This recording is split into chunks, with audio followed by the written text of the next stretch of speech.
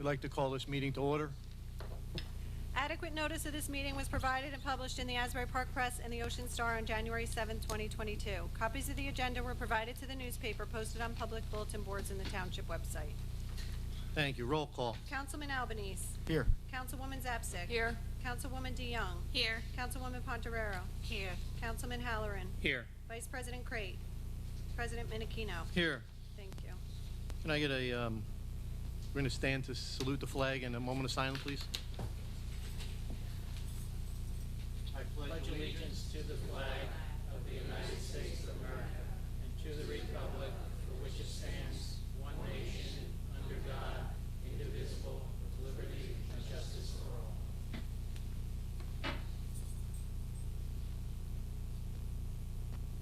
Thank you.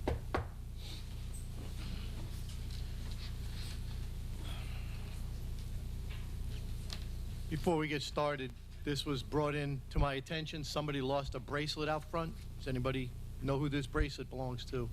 It has religious emblems on it. It says blessed. Nobody?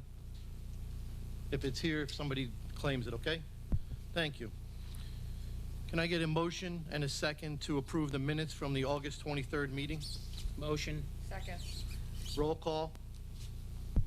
Councilman Albanese. Yes. Councilwoman Zapsik. Yes. Councilwoman DeYoung. Yes. Councilwoman Pontorero. Yes.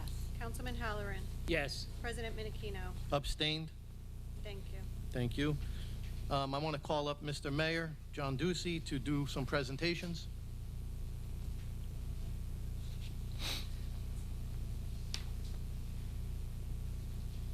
You up?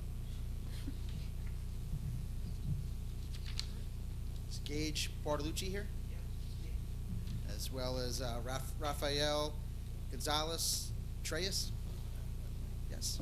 Why not? All right, welcome. Created in 1911, the Eagle Scout is the highest rank of the Scouts BSA. It takes years of hard work and service and dedication and determination to become an Eagle Scout. And this prestigious milestone is shared by many famous people throughout the world. It's recognized as a prestigious milestone across the country and across the entire world. And it includes astronauts, United States senators, service personnel, military personnel, and many prominent business leaders across the entire nation. So we're lucky enough to have two gentlemen joining those ranks here in Brick Township tonight. And as part of their making their way through the Eagle Scout, they obviously have to do a project that benefits the community, society as a whole. And one great thing that they get to do is explain it, what they did and how it went and everything else. And we'd like to hear from you. So first, Gage, why don't you go first? It's like, let me bring out my phone because I did write down exactly what the description was. So my Eagle project was to erect a U.S. flag disposal box in the Brick Reservoir on May 28th, 2022. These flags would be collected every 2 weeks to be properly retired if they're in serviceable condition, but if they're in a better condition, they can be donated to others that need it.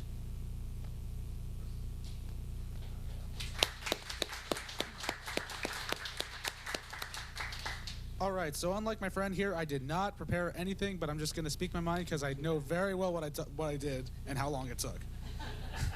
Okay, so a couple years ago, I came across the American Legion Post 129, and I saw that they had a small garden. I didn't know at the time that it was called a victory garden. It's used to help fight food insecurity for veterans in the community. But since it was around the time of COVID, so like 2020, it took a big hit, so it lost a lot of crops. And so I took it upon myself to construct 4 new garden beds to help fight food insecurity for those veterans. And it worked. We doubled food production for them, and it was able to save probably a lot of people a lot of money. So yeah, I'm just proud that I was able to do something that benefited a community that my family is in, because my dad is a veteran, a retired one at that, from Persian Gulf. and it just makes me happy that I'm able to do something that benefits other people.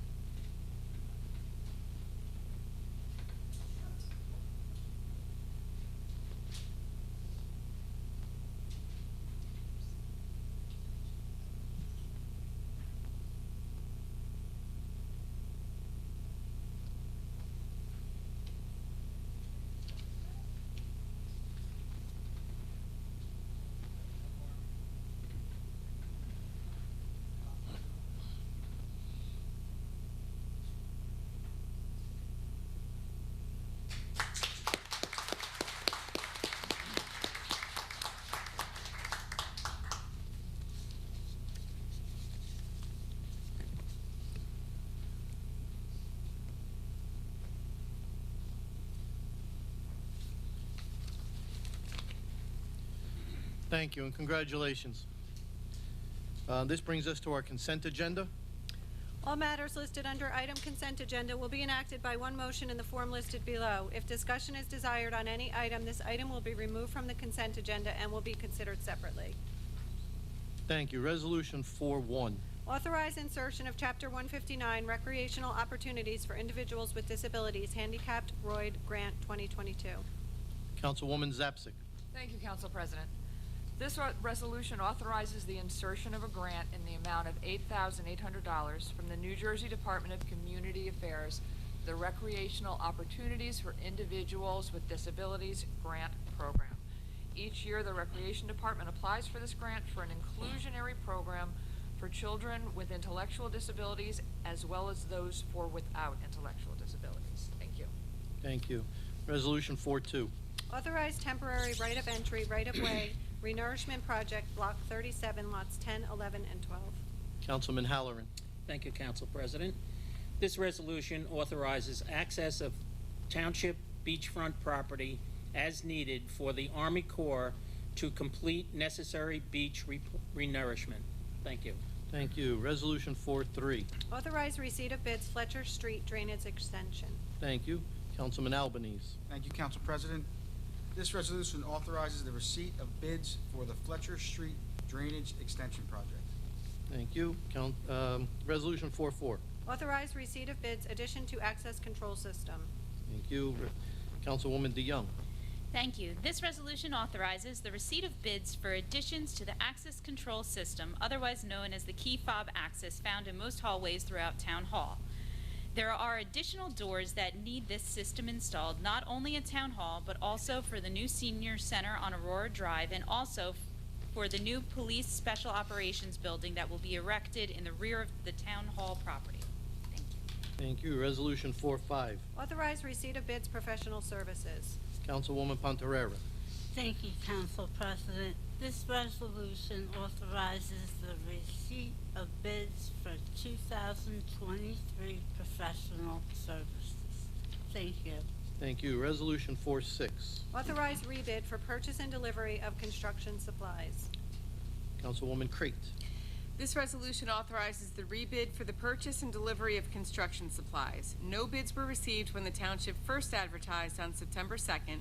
Therefore, purchasing is requesting to rebid. Thank you. Thank you. Resolution 4-7. Authorize award of contract heating, ventilating, and air conditioning maintenance and repair services. This resolution authorizes an award of a contract in heating, ventilating, and air conditioning maintenance and repair services to Unitep Mechanical Degrees, Somerset, New Jersey, in the amount not to exceed $65,000 per year for a 2-year term. Bid notices were provided to 66 prospective bidders and 10 picked up bid packages. 2 bids were received, with Unitep being the lowest responsible bidder. Resolution 4-8. Authorize award of contract computer and printer supplies. Thank you. Councilman Halloran. Thank you, Council President. This resolution authorizes an award of contract for computer and printer supplies to MRA International, Mahwah, New Jersey, and the Treehouse, Norwood, Massachusetts, as an approved schedule of prices. This is a unit price bid not to exceed $50,000. Bid notices were provided to 67 prospective bidders, and 15 bidders picked up packages. 3 bids were received, with 1 being deemed non-responsive due to missing information. Thank you. Thank you. Resolution 49. Authorize closeout change order number 1, Windward Beach Park ADA improvements. Councilwoman Zapsik. Thank you, Council President. This resolution authorizes a closeout and change order decrease in the amount of $207.09 in the contract with Earl Asphalt Company for the Windward Beach Park ADA improvement project. The change order decrease is the result of final as-built quantities. Thank you. Thank you. Resolution 410. Authorize closeout change order number 2, Bayside Park improvements. Councilwoman DeYoung. Thank you. This resolution authorizes a closeout and change order decrease in the amount of $34,400 in the contract with Precise Construction for the Bayside Park Improvement Project. The change order decrease is the result of final as-built quantities. Thank you. Resolution 411. Authorize closeout change order number 1, Bay Harbor Phase 1 roadway improvements. Councilwoman Pontarera. Thank you. This resolution authorizes a closeout and change order decrease in the amount of $83,043.31 in the contract with MECO Inc. for the Bay Harbor Phase 1 roadway improvement project. The change order decrease is the result of final as-built quantities. Thank you. Thank you. Resolution 412. Authorize closeout change order number 1, Quail Run, Jaywood Manor Drive roadway improvements. Councilman Albanese. Thank you, Council President. This resolution authorizes a closeout and change order decrease in the amount of $70,503.40 in the contract with Mecca Inc. for Quail Run, Jaywood Manor roadway improvement project. The change order decreases is the result of final as-built quantities. Thank you. Resolution 413. Authorize closeout change order number 2, roadway improvements, Menard Drive, Mathis Drive, and Waterway Court. Thank you. Councilman Halloran. Thank you, Council President. This resolution authorizes a closeout and change order increase in the amount of $57,571.83 in the contract with MECO Inc. for the roadway improvements to Menard Drive, Mathis Drive, and Waterway Court project. The change order increase is the result of final contract quantities. Thank you. Thank you. Resolution 414. Authorize refunds police road job accounts. Okay, thank you. Councilwoman Pontarera. Thank you, Mr. President. This resolution authorizes refunds in the police road accounts. Thank you. Thank you. Resolution 415. Authorize to cancel grants 2022 Click It or Ticket and 2021 Pump Out Boat. Thank you. Councilman Albanese. Thank you, Council President. This resolution authorizes the cancellation of unexpected monies in 2 grants, the 2022 Click It or Ticket program and 2021 Pump Out Boat. Thank you. Resolution 416. Authorize liquor license transfer Munson of Brick Wings LLC, trading as Buffalo Wild Wings. Thank you. Councilman Halloran. Thank you, Council President. This resolution authorizes a person-to-person transfer of a plenary retail consumption license to Munson of Brick Wings, otherwise known as Buffalo Wild Wings. Thank you. Thank you. 417, please. Authorize placement of liens. 417A is a removal of debris and cleanup for Block 673.15, Lot 3, in the amount of $312.80. Block 324.37, Lot 2, in the amount of $208.53. B is a removal of debris and cleanup for Block 142701, Lot 21, for June 30th, 2022, in the amount of $126.29. And C is a removal of debris and cleanup for Block 142701, Lot 21, for August 30th, 2022, in the amount of $85.06. Thank you. 418. Is a bond, 418A is an inspection fund release for Alan J. Kornblatt for Block 867, Lot 9, in the amount of $391.42. And 18B is a performance bond release for Robert Brooks for Block 142.31, Lot 5.01, or 5.05, in the amount of $3,399.98. And C is an inspection fund release for La Noche Realty for Block 382.20, Lot 35, in the amount of $655.81. Thank you. For 19. 19A is 100% DAV widow of veteran cancel and refund taxes for Block 194.06, Lot 4. 19B is 100% DAV widow of veteran cancel and refund taxes for Block 124, Lot 11.02. 19C is 100% DAV widow of veteran cancel and refund taxes at Block 1404.03, Lot 41.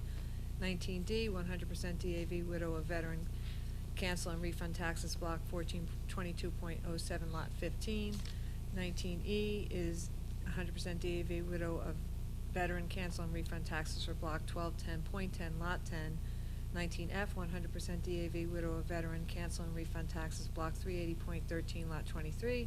19G, 100% DAV widow of veteran cancel and refund taxes, Block 701.08, Lot 16. 19H, 100% DAV widow of veteran cancel and refund taxes for Block 211.04, Lot 32. 19I, 100% DAV widow of veteran cancel and refund taxes, Block 870.01, Lot 4. 19J, 100% DAV widow of veteran cancel and refund taxes, Block 383.32, Lot 16. 19K, 100% DAV widow of veteran and cancel and refund taxes, Block 11.92.27, Lot 80.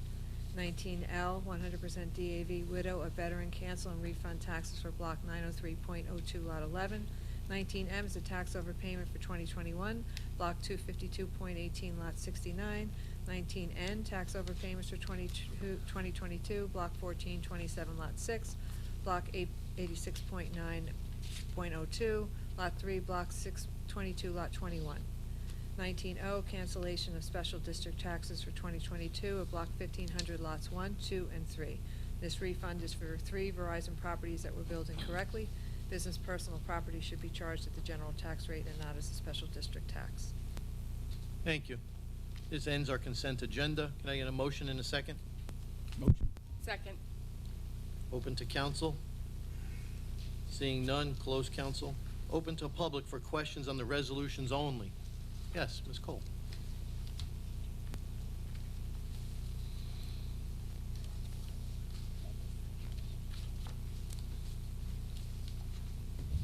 Ann Carl, 18 Greenbrier Boulevard. And I have a couple of problems with your consent agenda. It starts with, when did you all get together and agree that you were going to vote yes on every single one of these? That's what it's implying, and that's against the law. I will be contacting the previous Senator, Loretta Weinberg, who was very proud of her Open Public Meetings Act and her Open Public Records Act. She's still talking about needing more changes and bundling it down, banging it down, that you need to give us. You need to be transparent so that we understand it. Falling in line with that, the first two, at the next meeting, I would like the attorney to tell me how this fits into falling as a consent agenda item and not as a more time for discussion and not 5 minutes on the part of the people. I have asked over and over for you to please, want to use blot and lot, fine, but use an address. It seems that technology has become the first language of many people, but not the people, we who are in charge. For most of us, it's a second or third language. And by doing that, you have equated many, particularly older people, to the situation that one of my grandparents was in when she came from County Mayo in Ireland, one of the hardest pressed places that there is. And she was illiterate, but you'd never know it. I didn't know it till my children were 5 and 6 years old. Most of them, it would be fine if you just give us the address. The addresses are not secret information. They are public information. And by not printing them, in addition to the block and lot, if that's what you want, you are doing us a disservice. Have you heard about the identity theft where people had houses registered in their name? That's how they do it. They can go on to a public record, get names, addresses, and the block and lot. It's a disgrace that you continue to do this. Thank you. Anybody else from public? Seeing none, close public. Roll call. Councilman Albanese. Yes. Councilwoman Zapsik. Yes. Councilwoman DeYoung. Yes. Councilwoman Pontorero. Yes. Councilman Halloran. Yes. President Crate. Yes. Or Vice President Crate. I Yeah, should that's say. okay. President Menachino. Yes. I didn't even, You wanna switch it chairs? was 2 Thank long you. years.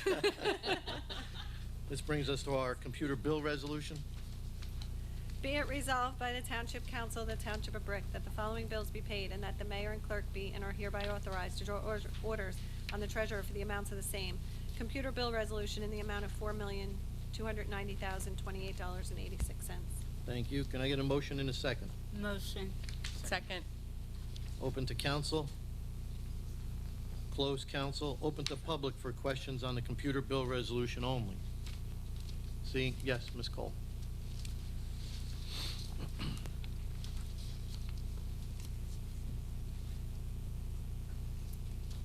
I respectfully request that at the next meeting that we have, the attorney, whomever is in attendance, please explain why the computer bill, why the bill resolutions are not part of the consent agenda, because you never speak really about anything more than you do the one-line statement. They should be, the first two shouldn't have been. Anybody else from public? Seeing none, close public. Roll call. Councilman Albanese. Yes. Councilwoman Zapsik. Yes. Councilwoman DeYoung. Yes. Councilwoman Pontorero. Yes. Councilman Halloran. Yes. Vice President Crate. Yes. President Menachino. Yes. Thank This you. brings us to our manual bill resolution.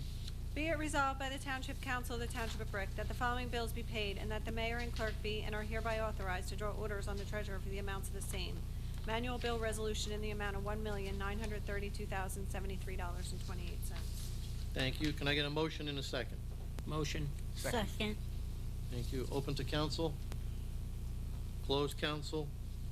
Open to public for questions on the manual bill resolution. Seeing none, close public. Roll call. Councilman Albanese. Yes. Councilwoman Zapsik. Yes. Councilwoman DeYoung. Yes. Councilwoman Pontorero. Yes. Councilman Halloran. Yes. Vice President Crate. Yes. President Menachino. Yes. Thank This you. brings us to an ordinance on first reading, 5-1. An ordinance of the Township of Brick, County of Ocean, State of New Jersey, amending the Township Code of the Township of Brick, Chapter 329, to be entitled Registration of Defaulted Mortgage and Vacant Property. Thank you. Councilwoman DeYoung. Thank you. In 2018, the township contracted with ProChamps to handle the registration of vacant and abandoned properties in the township.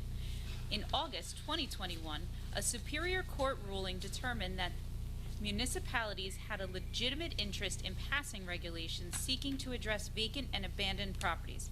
However, ordinances in question too broadly define what a vacant and abandoned home is and required municipalities to better define vacant and abandoned properties. This ordinance amends our existing ordinance to bring us in line with the goals outlined by the judge and address the court's ruling. Thank you. Thank you. This brings us to an ordinance on second reading, 6-1. If we could get a roll call on that. Oh, one, sorry. that'd be good. Roll call. Could I get a motion in a second? Motion. Falling apart here. Sorry. Councilman Albanese. Yes. Councilwoman Zapsik. Yes. Councilwoman DeYoung. Yes. Councilwoman Pontorero. Yes. Councilman Halloran. Yes. Vice President Crate. Yes. President Menachino. Yes. Thank you. Resolution 6-1. An ordinance of the Township of Brick, County of Ocean, State of New Jersey, adopting Chapter 257 entitled Light Trespass in Residential Areas. Thank you. Councilman Halloran. Thank you, Council President. The Council's Land Use Committee is requesting this ordinance to address light pollution at residential properties. The ordinance includes a prohibition on light trespassing in residential areas and outlines prohibited acts. Those include placing or maintaining spotlights or other types of artificial lighting that provide a concentrated beam of light extending beyond any property lines, and placing or maintaining spotlights or other types of artificial lighting extending beyond the vertical plane of the face of any building or structure that causes a beam of light to be reflected upon any adjoining property or public street. Motion detectors lights are exempt. The police, the code enforcement, and zoning will have the ability to enforce this code. Existing lights are not grandfathered. Thank you. Thank you. Can I get a motion in a second? Motion? Second. Open to council. Close council. Open to public. Yeah, I need one at a time, and you have to raise your hand, okay? Sorry. That's okay. That's okay. Come on. That's okay. Thank you. Thank you. I'd like to thank you all for allowing me to Need speak your today. name and address first. My name is Dorothy Montgomery, and I live at 8 Ritchie Court in Brick. Thank you. Thank you. But thank you for considering this light ordinance in Brick. We support this ordinance because, and I'm saying we, meaning my husband and I, because our home is being directly affected by light trespass, and we know this is impacting other residents in our community as well. We purchased our home in Brick in February of 2021 and have been spending a good amount of time there with family and friends. We moved in several months after our next door neighbors, who were in the process of making upgrades to the outside of their property, including the installation of 15 high wattage LED bulbs sitting on top of pillars surrounding their property all across their property on the waterfront. Since soon after we moved in, these lights are typically on from dusk until well after dawn. We love sitting outside and enjoying the beautiful area, but the lights are so bright that we can't do so. We tried to address this with our neighbors, but they refused to do anything about it. As a temporary measure, we have had to purchase blinds for our water view windows, put privacy railing covers across our deck, and have planted 11 arborvitae across the side of our backyard in order to try to help mitigate the light impact, but it has hardly made a dent. We love this community and believe strongly that the opportunity for peaceful enjoyment should be shared by all, and we really appreciate your help in considering this ordinance and giving guidelines for all to follow. I just wanted to show you briefly by pointing to the pictures of our house.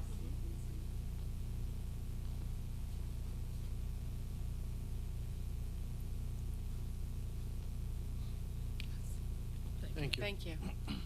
Thank you for your time. Anybody else from public, please? Yes, sir.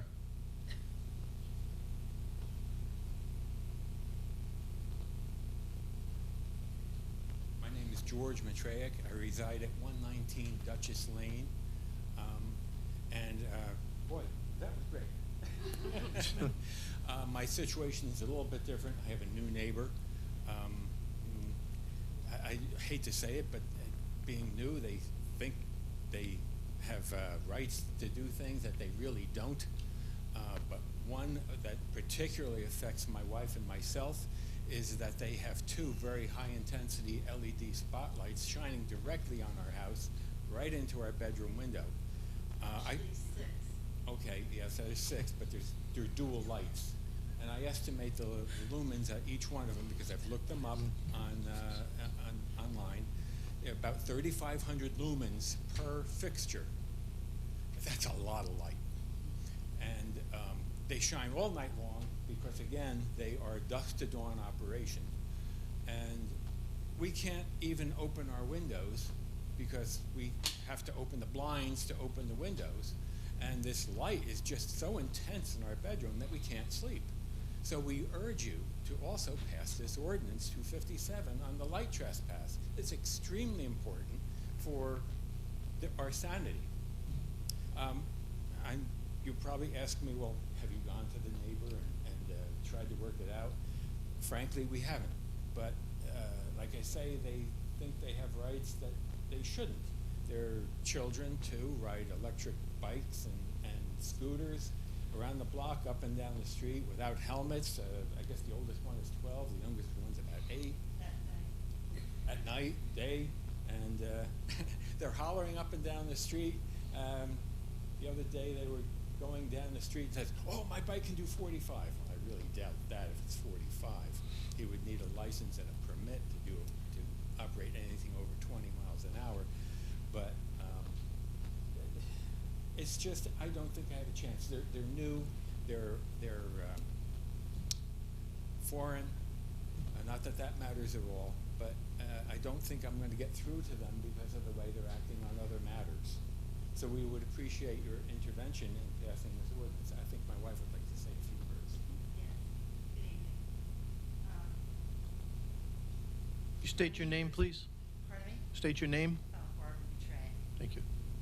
Our neighbors to the west of us, as my husband said, have these lights shining. Our bedroom is very dark. We bought the house, it's painted all green inside, it's all green outside. If you drive in our neighborhood, you cannot miss it. It's the only greenhouse in the neighborhood. We have a small lot compared to this lot to the west of us, which is 1.5 times. They have a pool. The previous owners had ground lighting around the pool, so there's no mistake, no falling into it or tripping into it or anything else. You can see what you're doing. In our bedroom, we have 3 windows and then a 4th in the bathroom. They're all covered with ventilation shutters, which we thought would do a wonderful job blocking out the light. It does not. I have not been able to open my windows all summer long. We can never open the window on the west side because the light shines directly in there and it's blinding. My eyes, if you've ever had an eye exam, that light that is very bright or seen extremely bright headlights, you know how painful that can be, especially if your eyes are light, not dark, brown. The windows to the north of us we got casement windows, and when we crack those open, we try and get some nice cool air on those pleasant evenings. The light is reflected in those windows. I wake up at 2 in the morning, 3 in the morning, 4 in the morning, thinking it's morning. And I lay there, and then I look at the clock, and I think, oh Lord, it's only 2. I haven't had a decent night's sleep all this year. At first, my husband thought it was a good idea. He said, well, honey, nobody can trespass on our property. It's all lit up. The backyard is like daytime. And I said, well, that's kind of true.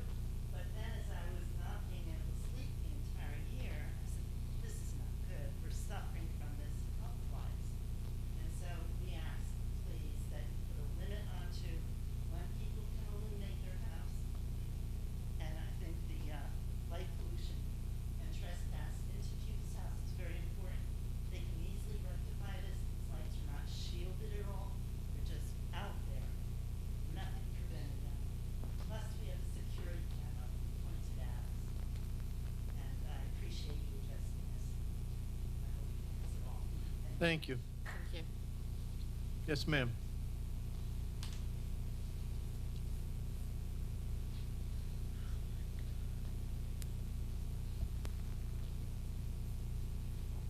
Hi, I'm Linda Tordo. I live at 104 Courtshire Drive in Lions Head North, and I've been having a problem with lights also with my neighbors.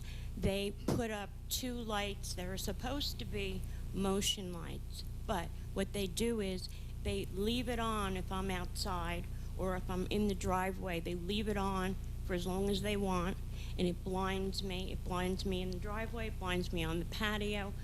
I have taken out windows out of my back room because it was going into my back room.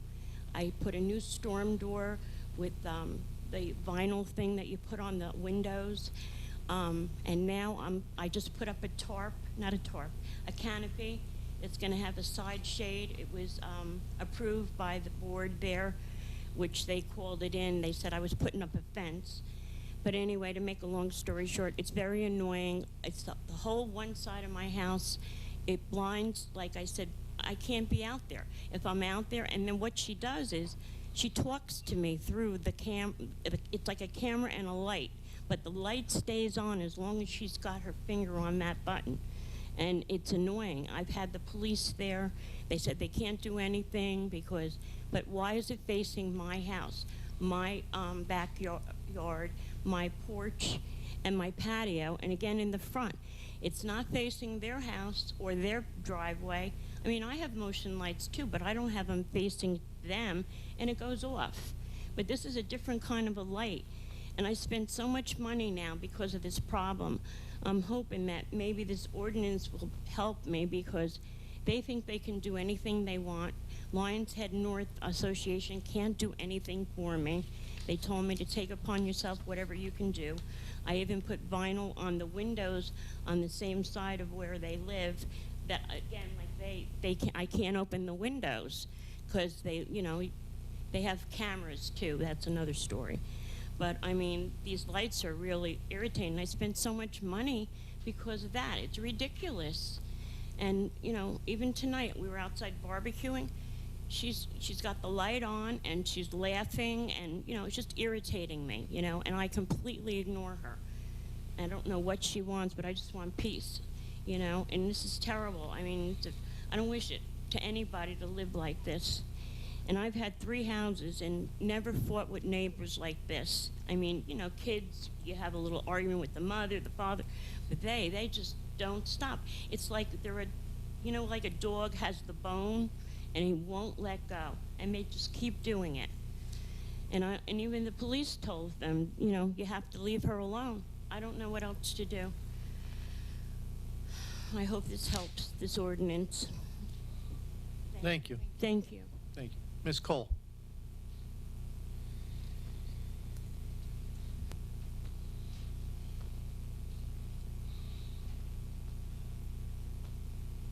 Anybody not know that I'm Nan Carl of 18 Greenbrier Boulevard? I remember more than a decade ago when once in the summer we would have the council meeting held at the Normandy Beach Clubhouse. And there was one summer that several meetings discussed the infiltration of lights. I think you would call them probably street lamps. I'm not sure they were on any street. They were on the water, I believe. And the president of the association had complained that they infiltrated the house, which is not right. Same as these people have a legitimate argument.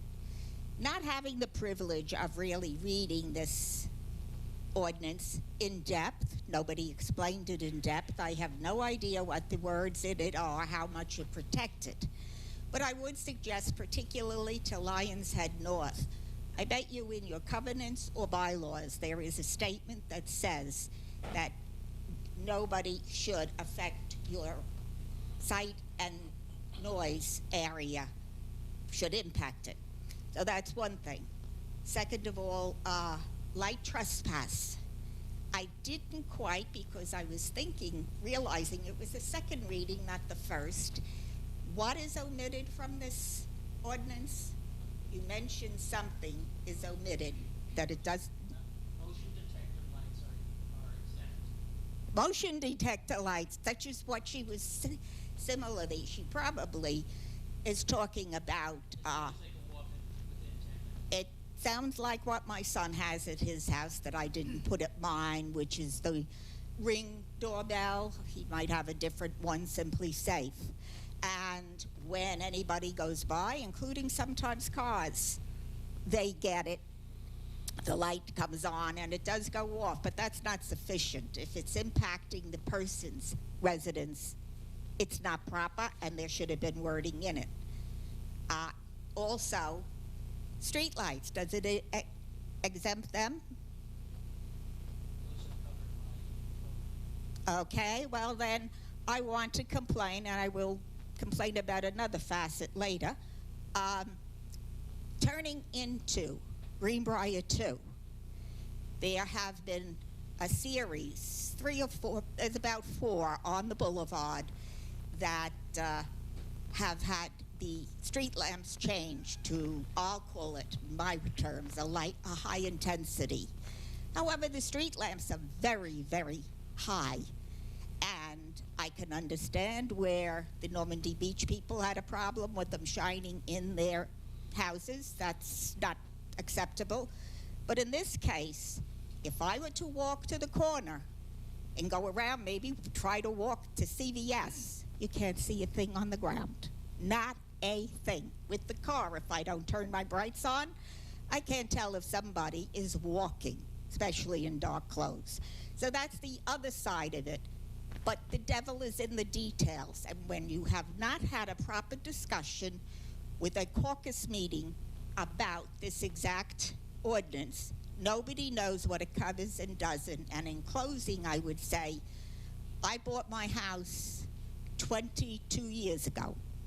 And the first thing that I found out when my late husband and I moved fully in, and I sat down with what I was given after closing, that should have been, some of which should have been given me before, that they had covenants. I had to ask what the covenant was and ask for what's the second one and get a copy of an amendment to the Articles of Incorporation. I learned to go down to Toms River to the county clerk's office and look it up myself. Now it's online, so any of you can. But the sidewalks are dangerous, and I'm a night owl. So at times I have gone out walking late at night. People don't know, as the woman said, what they actually the reverse of that they don't know. They think they're allowed certain things. They don't know what they're not allowed and what they are allowed. And I don't know how anybody comes from out of the state of New Jersey, as I did, because it's a state unto itself, and I couldn't get material mailed to me by brand new developers because it was in another state. So I think that when people move in, we need, Mayor, to have town hall meetings at which people get to share information and where the new people are welcomed and asked what they know. Have a program to tell them about the difference between a homeowner association, a condominium, and a cooperative. There are severe differences. Thank you. Anybody else from public? Yes, sir. Kennedy Yanko, 503 Glenwood Avenue, Brook. This ordinance, will it affect a porch light or a driveway light? Who determines how bright is it? Go ahead. And if they do get a fine, do we get a warning first? Or do we get hit with a $2,000 fine? The ordinance by its terms applies to any continuous light that shines into another home. The type of light doesn't matter, and the person who's going to be charged with determining that is typically the code enforcement officer who will come out and typically will give a warning, ask that it be changed, modified, turned off, what have you, and if it continues, then a notice of violation could be issued. The police department also have enforcement duties under this ordinance. That's correct. Police department do it as well. We'll get a warning first. Always. That's always how we practice Okay, property because maintenance. I have a porch light, so I come home sometimes 2, 3 o'clock in the morning. And I'm not gonna come home and try to walk up a flight of stairs when it's dark. My street light, my home light faces the street. So, and I keep it on pretty much all year round. That seems very As well reasonable. as a driveway. When I'm pulling into my driveway, I don't wanna go through my garage door. So I wanna know, how is this gonna affect us? Are we going to get a warning? And if so, will they determine what we can do to make it safe for ourselves? Because, if you got somebody knocking on your door at, let's say, 5 o'clock in the morning because there's an emergency, they got into an accident, you can't see them, and you're afraid to turn on the light because you're gonna get a ticket. I mean, it's not very clear on what you guys are saying is effective to, abuse somebody else's house. I understand the spotlights. I mean, I agree, nobody should have to sleep with a spotlight in the house. But to what extent is this? This is what I want to know. I would imagine a typical porch light that most of us are familiar with would not No. fall under this type of a situation, would not be in a rear. They have, if you just glance around the front, there's samples Yeah, right in front of If you you. look at the pictures here in the front, These are extreme examples of what we're this is what talking these about. people are talking about. If you look at the one on the bottom left, you can see on the other side of the lectern, the bottom left, that's inside someone's house at night. So it's more of an extreme circumstance. It's not just your porch light being on or your garage light. If you have a house that's got a glass wall, and you decide to leave your lights on in the back, in the front of your house or whatever, and it upsets your neighbor behind you, you're gonna get a ticket for it? No. Well, If it's interfering only with if their, it's- if it's interfering into their property or into their home, you would be notified. Okay, thank you. Thank you, sir. Anybody else from public? Yes, Mr. Bacon. Hold on, excuse me, sir. Did this gentleman come first? Thank Yep. you. This Nope, gentleman. He had his hand up first.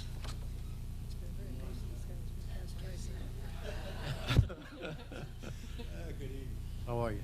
Charles Bacon, 366 Grant Copus. This is the beauty of the second reading.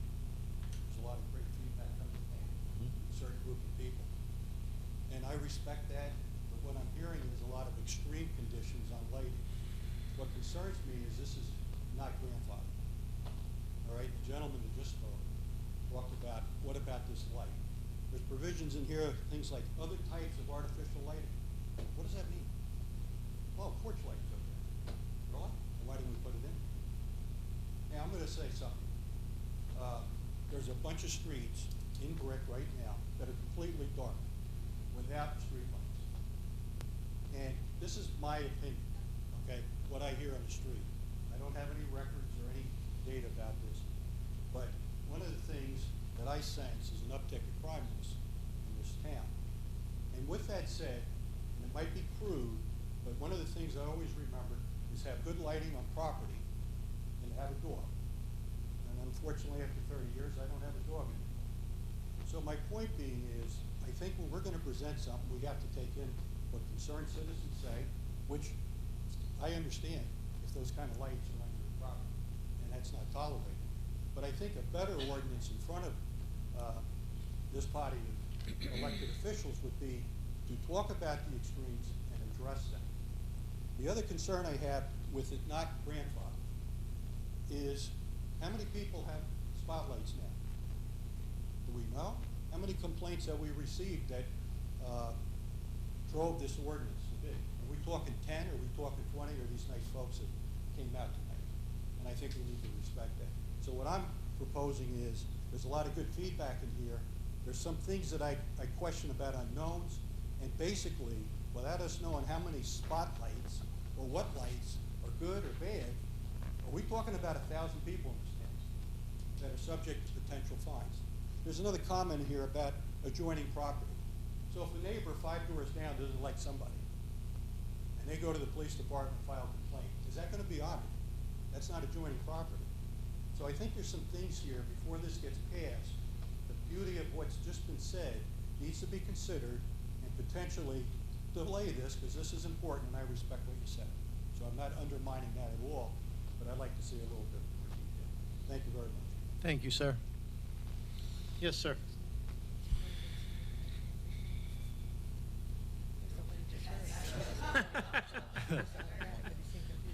Hi, my name is Mr. Dimitri. I'm on Regional Court.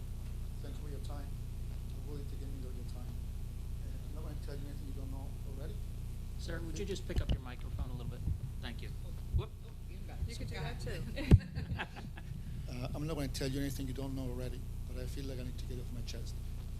This thing here, whatever you call this, the sign, it's not going to get any better. It's going to get worse if we don't do anything about it. This thing needs to be grandfathered, first and foremost, because we are suffering now. We're not going to suffer, we're suffering now. This thing has to be grandfathered. What I'm saying, this thing has to be grandfathered. We're Sir, suffering now. Just, can I interrupt you for a second? So by grandfathering them, you are allowing them? Are you asking? we don't, no.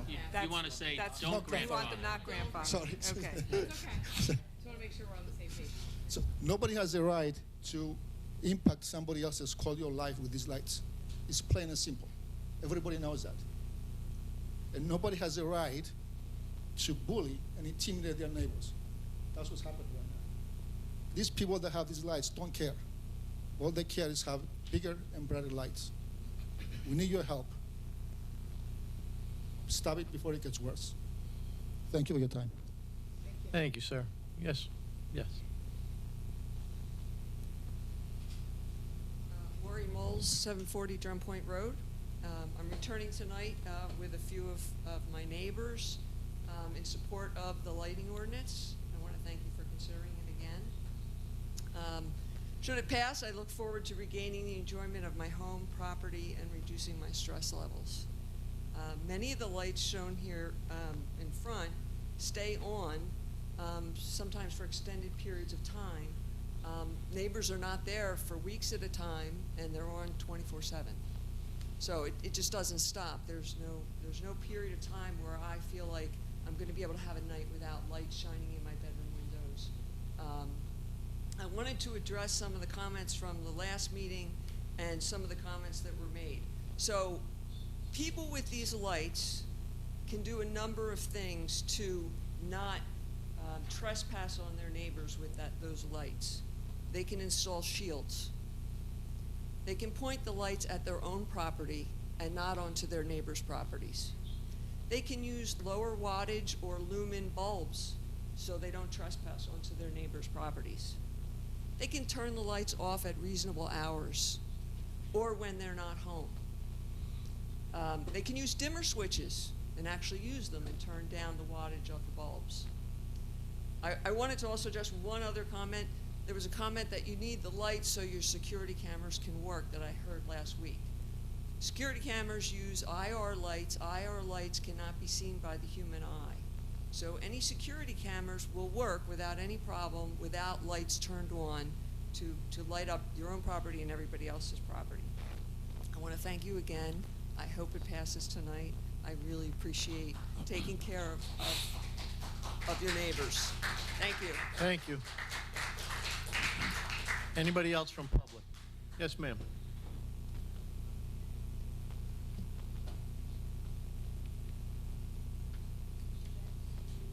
Sure. 104 Courtshire Drive, Brick, in Lions Head North. This is not only the quality of life with my children, you know, coming over with their boyfriend and husband-to-be, but it's also invasion of privacy. I mean, with this light, it's like you're on standby, you know, you can't be yourself. I can't even explain it, you know, and it's, like I said, I never went through this. I don't wish it for anybody, but something has to be done. And the police did come a few times and they said they can't do anything. You know, it's facing my house, not their house. My property, my back porch, my patio, the front yard, and the driveway every night. And when she wants it on, she's doing it with a button, and she's just leaving it on as long as she wants. And I don't think that's right. I'm sorry. Thank you. Thank you. Anybody else from public, please? Yes, ma'am.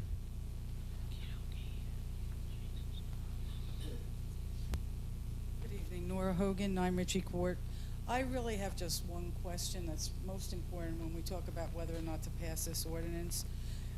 As far as I understand it, we have no recourse to get any public support, town support, or anything. We just need to live in this environment unless we pass an ordinance that sets the guidelines for how houses may be lit. I personally live 2 houses down from the house that is causing the lighting issue in some of these pictures. And when I go out on my deck at night, I haven't turned a light on in over 2 years. I can sit in the dark, probably 9 months out of the year. And when I look down the lagoon to take in the bay view I paid for, the only thing I see is what looks like a football field lighting. So it's extremely important that there's consideration given to the fact that this is not, just because there's only a few of us here, that it's an important issue, because without the support of the town, we have no way to battle this. Thank you. Thank you. Anybody else from public, please? Seeing none, close public. Roll call. Councilman Albanese. Yes. Councilwoman Zapsik. Yes. Councilwoman DeYoung. Yes. Councilwoman Pontoriero.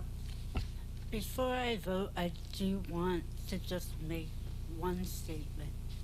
Number one, and it's primarily addressed to Mr. Bacon's comments. I want to be clear. This ordinance is very, very clear as to what is permitted. What is not permitted is trespass by a light source onto or in a neighbor's property. We don't need to worry about inconsistencies in the ordinance. We didn't invent this ordinance. This ordinance is held by various towns with similar issues. And all of the points that you raised, I think, could be addressed by maybe taking a longer look at our ordinance. I'd be happy to sit with you and explain, because on first reading to second reading, I have been contacted by an additional 12 to 15 people. I do believe that these residents are a small sampling of a bigger constituency who have a problem that needs our intervention. This ordinance will allow our code enforcement and our police to end trespass in light form, which disturbs the peace and quiet enjoyment that all of us are entitled to. I vote yes. Councilman Halloran. Yes. Vice President Crate. Before I vote, I also wanted to chime in and say, listen, we're not in the business of interfering in people's personal lives or their homes, and I think this administration has proven that. Over the last couple of years, we do have a responsibility to help all of our residents to live in a way where they can have peace in our town as well, though. And I think that the people who have come out to speak to this have proven their point. This isn't people who just have a porch light on, or when you pull into your driveway, your light comes on so you can safely get into your home. These are invasive lights that are a detriment to your daily lives. And so we understand that. So with that, I too vote yes. President Menachino. Yes. Thank you. Ordinance on second reading 6-2. An ordinance of the Township of Brick, County of Ocean, State of New Jersey, approving application for a long-term tax exemption and authorizing the execution of a financial agreement with LCP Sports 2 Urban Renewal LLC. Thank you. Mr. Mayor. Thank you. So this ordinance establishes an annual service charge, more commonly known as a payment in lieu of taxes agreement, with Sports 2 Urban Renewal LLC. They're the developers of the Superdome site, which is used to be known as the old Food Town site. The Sports Dome developers have faced financial challenges as a direct result of the pandemic and its effect on the economy. The main funding source that was out there before COVID had severe financial troubles due to COVID and the inability to collect residential rent and things like that. But the other investors wanted to keep the Sports Dome going, and of course all of our residents wanted to keep our Sports Dome going.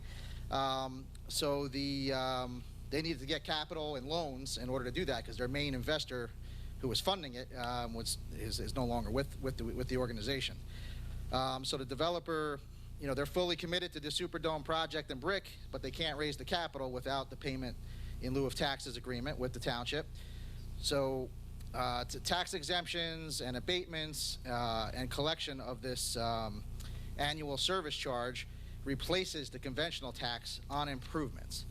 So the annual service charges, they're basically a critical tool in the municipal toolkit to effectuate redevelopment of underutilized and unproductive properties. I think we can all agree that the food town's been underutilized and unproductive for many, many years. But what it does is helps to close the feasibility gap.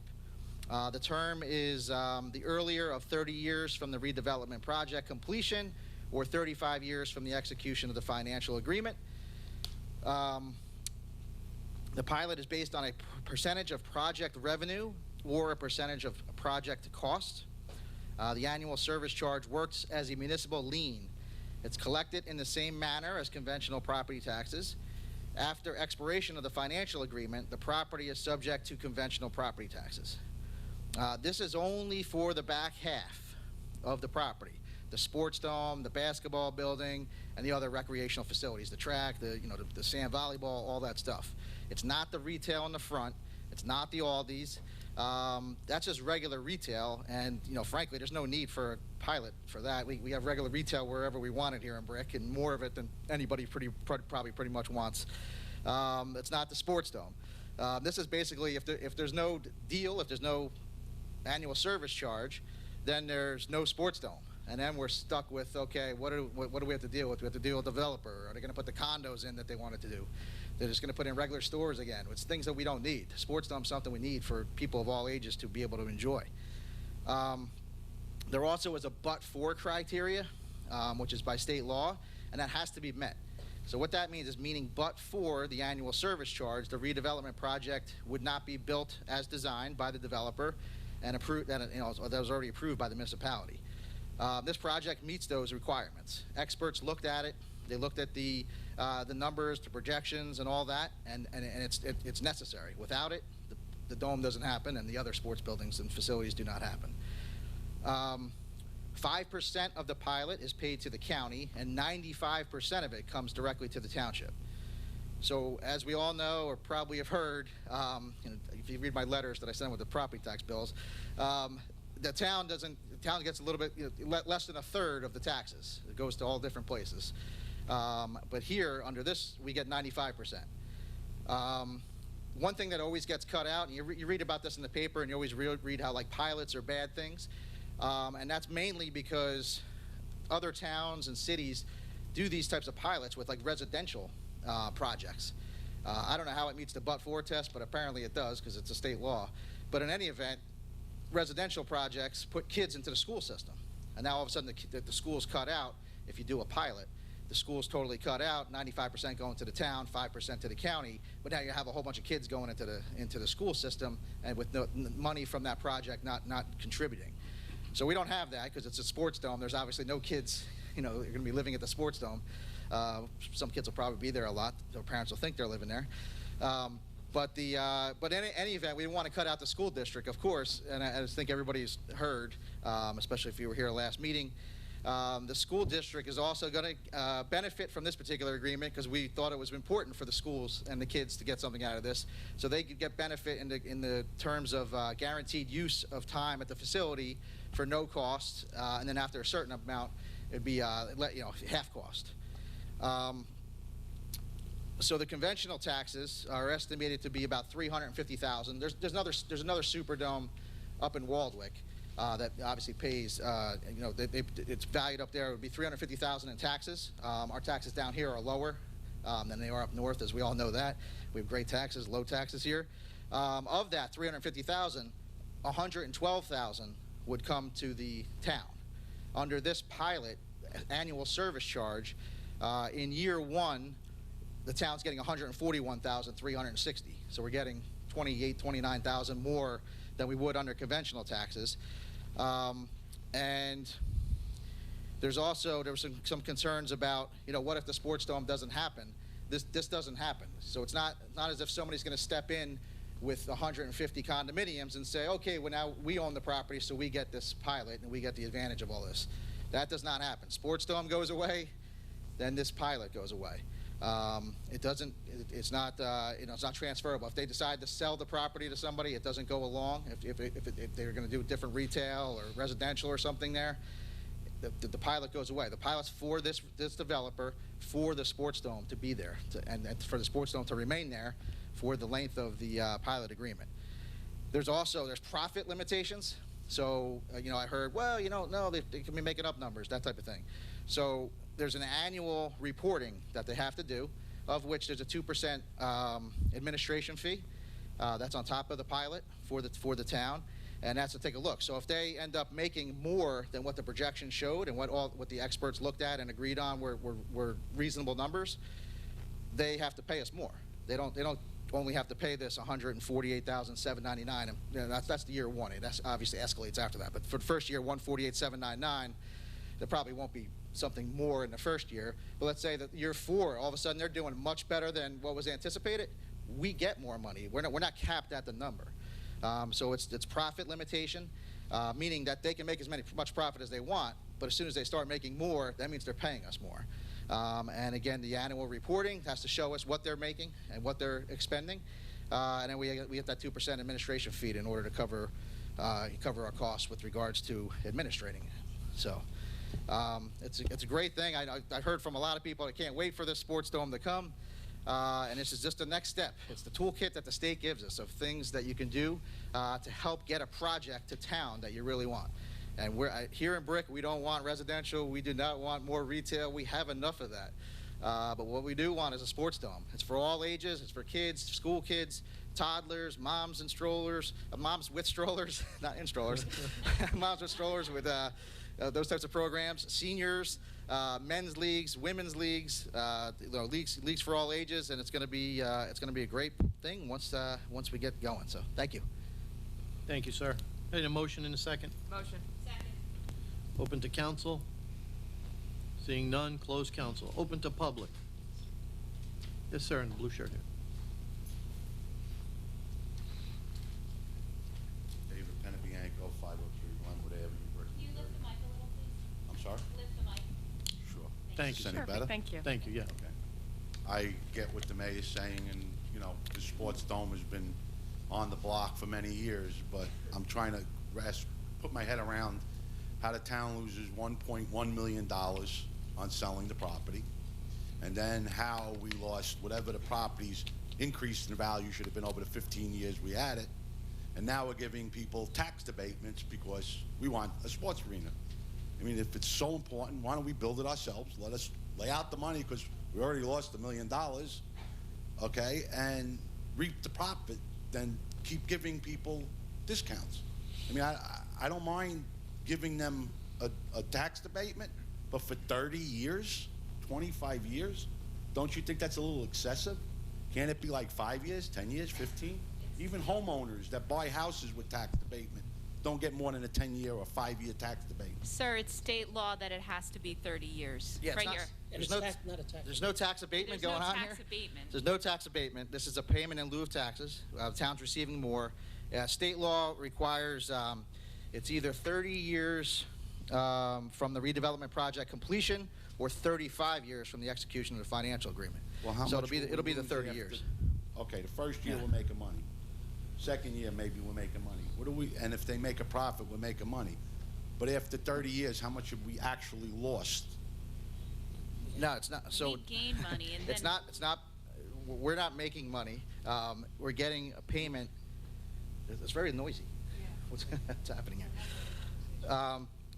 Yeah, we're not when you say making money. So we're getting paid tax money that's going to be more than what we would normally. Correct. Yes, So that's a good thing. After 10 years, will we still be getting that? Yeah, Or that goes. will we be losing. No, that goes all the way through the 30 years of the project. It escalates all the way straight through. So it increases as time goes on. Yeah. Oh yeah. Yeah. It increases. I mean, I can kind of give you some of those numbers. Let me see. So it just goes up 10, 11, 12, 14, 16%. And then there's stage adjustments. After 6 years, it's 20%. After 12 years, it's 40%. After 18 years, it's 60%. And after 24 years, it's 80%. Okay, because my concerns are, you know, I'm here 22 years now. I watched my taxes go from $1,400 to $9,000. I'm already paying a mortgage now for taxes, and I don't want to put a sports arena in if it's going to cost me more in taxes at the end of the year because we're supporting a sports arena. I mean, I want to make sure what we're doing here lowers our taxes, gives us a better life, a better, you know, when you hit 60, like I'm 60, you know, I'm getting to those golden years. My Social Security don't cover my taxes, so, The you know. township makes more money with the payment in lieu of taxes with this, because we get the 95% instead of just a third of what the So convention this we is get not a going to 30%. affect us tax-wise No. going up. Not at all. Okay, And when thank the you. sports dome makes money, we get more. We make more. All right, thank you. Thank you, sir. Yes, Ms. Cole.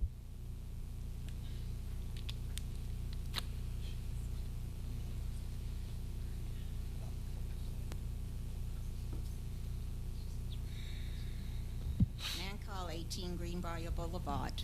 I mentioned the last time at this mic that now Normandy Beach would hold a council meeting and it was by that time a caucus/council, and they did what you're supposed to do at a caucus meeting. Prior to that being merged, we had a caucus meeting one week, the public meeting the next week. The caucus meeting sometimes went till 10 o'clock or later, where everything got thrashed out. Every word in an ordinance would get thrashed out in depth. For the mayor to make his statements, that's your opinion, John. You weren't here, I don't think, in 2002, 3, all the way till you ran for office. I was, and I came with one of your your party men. Richard Gross used to drive me here and home at every meeting. And there was the subject of the buildings you see behind ShopRite, which is a residential development. That lingered for about 10 years before they really did anything, and went through a whole thing about they didn't do it because the housing market for age-restricted communities ceased to be a necessity. And while I'm on age-restricted communities, I had a different impression of what that meant as far as taxes. I'm sure the attorney, well, both of you are attorneys and one up there. There was a law in 1988 about age-restricted communities, which changed the minimum age from 48 to 55. And part of that was to make affordable homes for people who are older. There's nothing in any of the regulations now that enhance that. We used to have a perennial visitor here who spoke, Dominic Rapocchio. I don't know if the man is still alive. But while Foodtown property lingered in limbo, he suggested that as long as it's vacant and no danger, why not make it an area that seniors like ourselves, he lived in an age-restricted community also, can go there and walk around and meet with friends maybe. You'd have to bring your own chairs. But he was never shown any respect, and he apparently had training as an engineer. The big problem is we need to go back to having a caucus meeting in which everything, every word in the ordinance gets discussed and made known to us, and not little tiny areas that people don't get to know. And people don't know what they don't know here. You have no way of informing the public. Your newsletters, they don't get read. The television, forget it. I never turn the channel on. Half the time, my Comcast goes out anyway, and it's the only thing I can get when I would much prefer Verizon Fios as a retiree of the Verizon organization. You need to start having caucus meetings that were as they were in the early 2000s. Thank you. Anybody else from public? Mr. Finelli.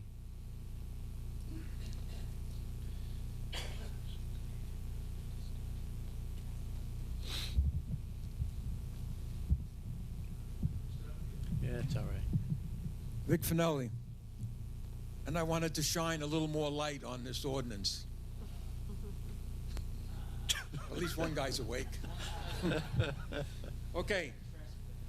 My first question, how many of these pilot programs are in existence in Brick right now? Anybody know? This is the only one I'm aware of. Yep. Well, we had one a couple years ago. I don't remember who it was, but I remember talking about it and bringing up the same thing about the schools. So This was probably this project has been going on that long. Okay. Not that there was a pilot. They didn't need a pilot back then, but it was probably, because I remember those questions too. So this is the only one as far as you're concerned? Yep. Okay. Here's what I did. I'm getting pretty good at this. I went on my computer, New Jersey Long-Term Tax Exemption Law. That's what this is called, referred to as pilot payment in lieu of taxes. All right? and it bounces around and takes you to different things. This is one of the things I found, which is kind of in contradiction to what you're all saying. Long-term tax abatements, New Jersey SA 408-20-1, may last up to 30 years from completion of a project, are typically utilized for larger redevelopment projects and require a municipality to declare an area of being in need of redevelopment. The pilot is then set based on a percentage of the projected cost or revenue generated by the project, depending on the type of project. Short-term tax abatements, typically lasting 5 years, are used to encourage rehabilitation of existing buildings and structures, but can also be used for larger scale new construction. Now, this is what I read, this is what I found, which is in contradiction to the law says it's got to be 30 years. This doesn't say that. It says it may be 30 years. It also says you could have done 5 years. So if somebody has something... That was for the abatement. The abatement is 5 years. We're not doing an abatement. We're doing the annual service charge pilot agreement. That's what it's talking about, tax abatements, utilizing New Jersey's pilot program. We're not doing an abatement, we're doing an exemption. We're doing an exemption, not an abatement. What's the difference? There's a legal, I'm sure. Mr. Starkey? We have our expert here, but my understanding is an abatement means there are no taxes. So what you're talking about is for 5 years, there's a program. You do for 5 years, you don't collect taxes. You don't get any revenue from the project. We're not doing that. We're not eliminating taxes and getting nothing. We're doing a pilot program where you get payments, and I see our expert getting up over here, hopefully not to correct me, but maybe to shed some light on the we have an attorney who's a redevelopment attorney who's a specialist in this field, standing right behind you. Come on over. Yeah. Yeah. Okay, So I maybe- could be wrong. This is what I'm reading. Because it's also not, this is my understanding, I'm not an expert. Could you state your name? Good evening, Kevin McManaman from McManaman, Scotland and Bauman. Thank you. Redevelopment Council for Brick. The difference between an abatement and exemption is one that very, very few people really ever dive into and understand. But an abatement is really when you take some portion of an existing tax obligation and you reduce it. An exemption is when you are dealing with a new improvement that's going to create what would be a new tax obligation, and you exempt it entirely, and instead of paying taxes on that improvement, you make a payment in lieu of that tax. So it's a really subtle distinction. That 5-year exemption and abatement law that you referred to, sir, is utilized very, very rarely. The long-term tax exemption law that we're talking about here is utilized very commonly all over the state. I pretty much work on it on some project or other every day, 5 days a week. So it's pretty commonly used, and it's much more frequently encountered that you would experience that long-term tax exemption. Okay. Does that help? Yep. Let me finish what I want to talk about. Sure. All right. The amount of money that you're collecting per year is how much? $280,000? The first year, it's $148,799. And then? You want a second year? Give me a second. Sorry. About the same? I'm not sure that document shows that. I have it here somewhere. No, maybe I don't. You got it?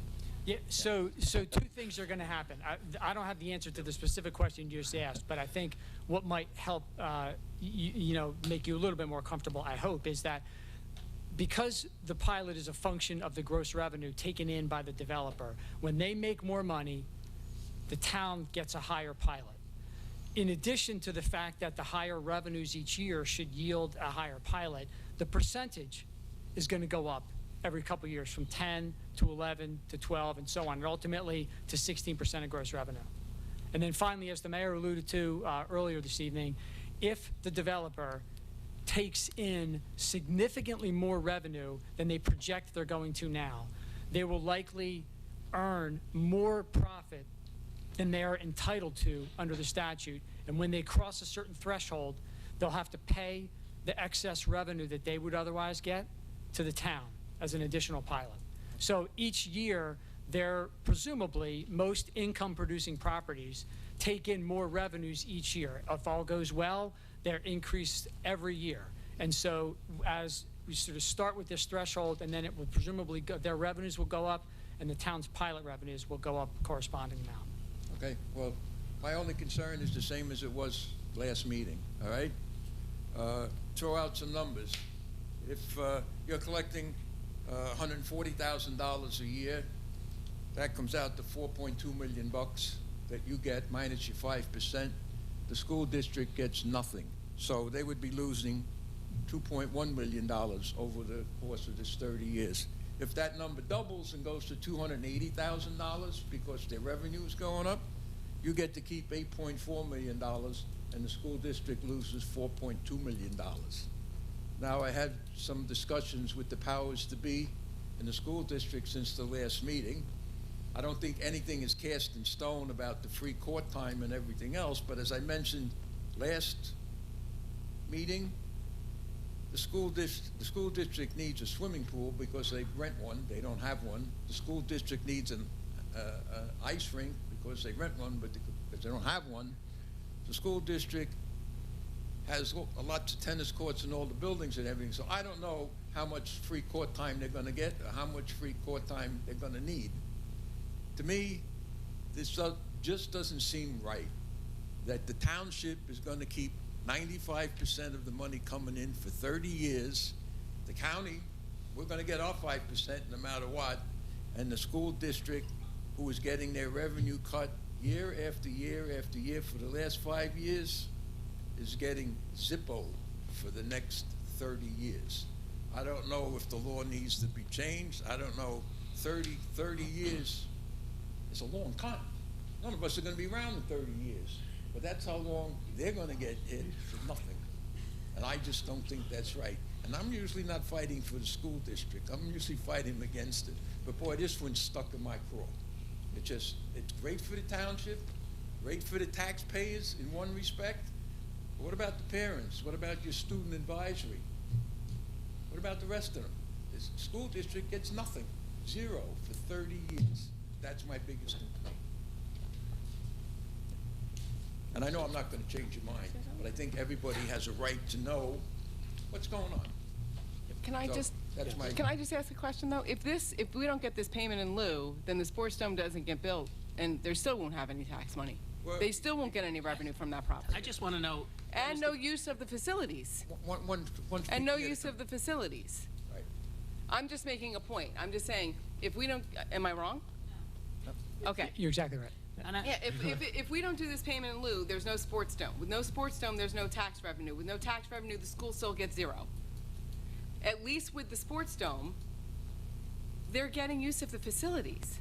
Right now, they get nothing, and they've had nothing from that property. They need the use of the facility. I don't know if they're going to even use the facility. Well, I believe there's been discussions. The superintendent said he would have came, but I didn't know there would be any opposition on this. And with the athletic directors, they were he was shocked that we included him because he's been in other towns, Long Branch, and other places that didn't have. You talking to the same superintendent I talked to? Yeah. He said he would be here tonight. He'd bring both athletic directors. We'd be praising this. This is great for including the schools. I'm not fighting anybody else's battles, but what I'm hearing, and I hear what you're saying, and I understand the whole big picture, right? I understand all of that. I'm not saying that. However, you got somebody that buying the property, that's doing all of this stuff, that's everything else, and then at the last minute, oops, I can't get backers if we don't have this. Well, you should have had your backers before that. Now, I understand the dome might not get built, and I understand, a lot of things, but to me, 30 years is a long time to take the revenue, and you get it all. You get 95% of it. You only get about 40% of the tax revenue. The school district gets over 50. Everybody else gets their share. So you're getting 95. Of course you're happy. I'd have a smile from ear to ear. Look, we're getting 95%.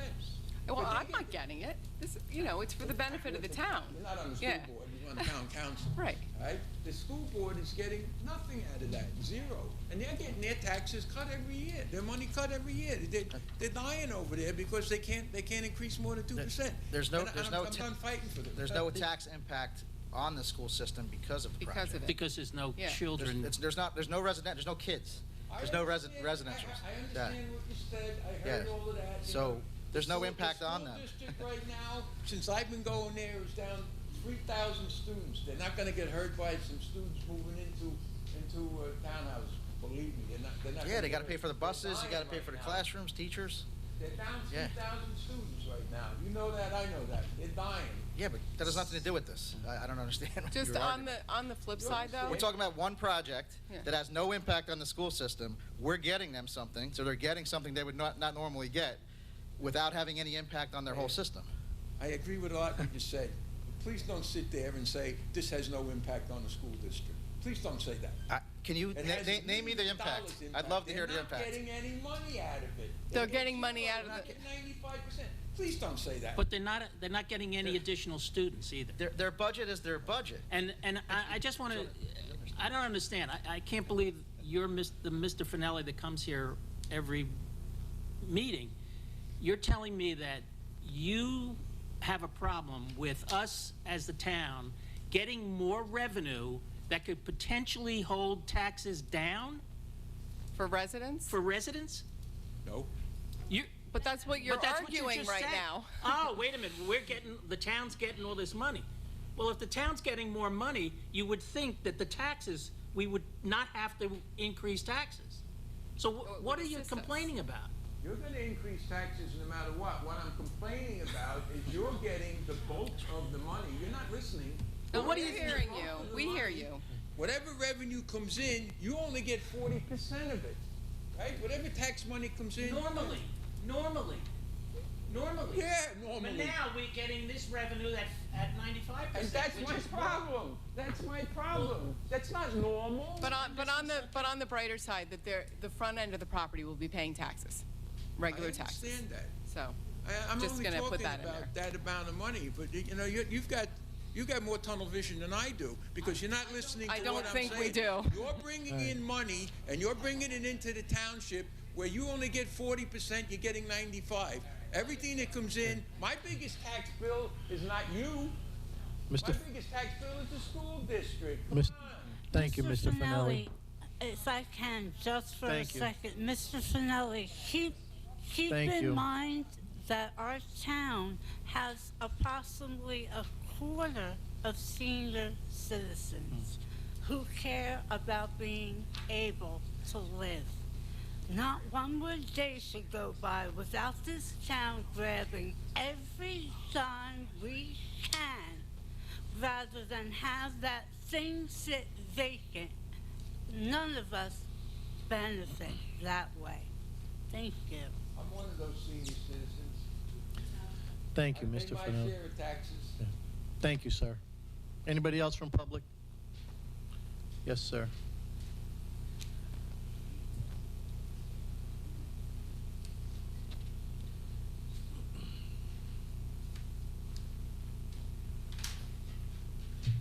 Sam Foster, 108 Chico Drive.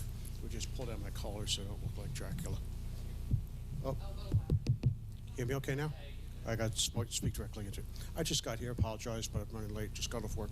So I didn't get into, I don't know what, we're right now at 6-2, is it? Am I correct? Yes, sir. 6-2, okay, now. I was listening to Mr. Finale, I walked in the middle of him now. I've been arrested here since 1970, and I'm going to say this, and it's going to make people mad, but I don't really care. But this is, my taxes keep going up year after year. And the problem I have is with trust, with the government in general, but also in Brick Township. This is where I live. We have a problem because we are told that you're going to do something, and then you don't deliver on it. Taxes. I worked on Mayor Ducey's campaign when we ran for council. We were promised tax cuts, cutting spending, all this. We've had one tax cut in the entire year that Democrats have been involved, the council and mayor's office. 1 year. In all the years, it's been like over almost 15 years now. In 1 year when there was no tax increase, no tax cut. And I feel, I haven't been here because I haven't been feeling well, my disability's been acting up, but I've been watching the council meetings on on TV, on YouTube, and I'm going to speak about this during public comments. And you just really have to get your act together. I mean, Councilman Manicino, I saw you speaking at one council meeting when you were mad, and you said that these meetings were a mess in the past, and you're going to do something about it. But there's still a mess, and you have to get your act together, and you have to rebuild that trust, which you don't have with me. When you say things like,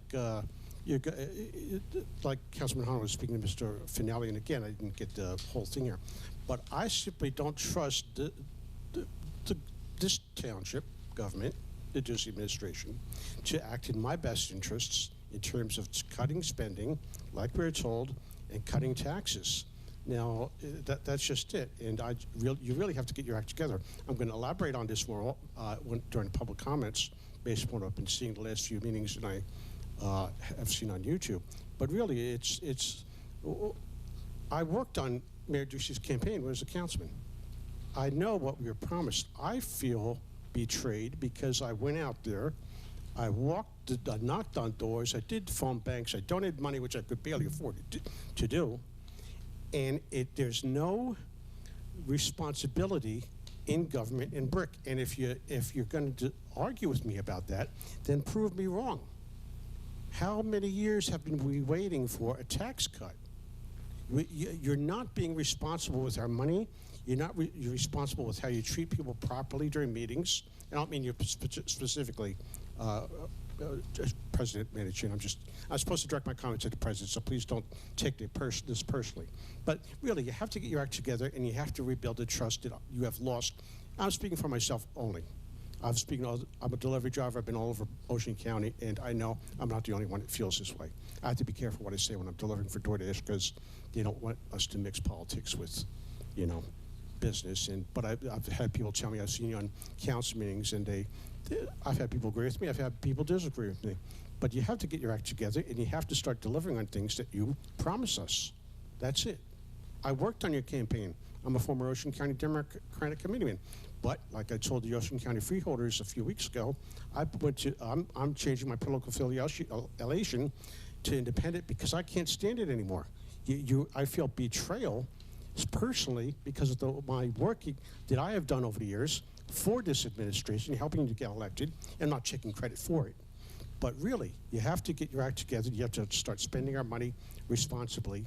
And if you're going to promise something, at least make an effort to deliver on it. Thank you. Anybody else from public, please? Mr. Bacon.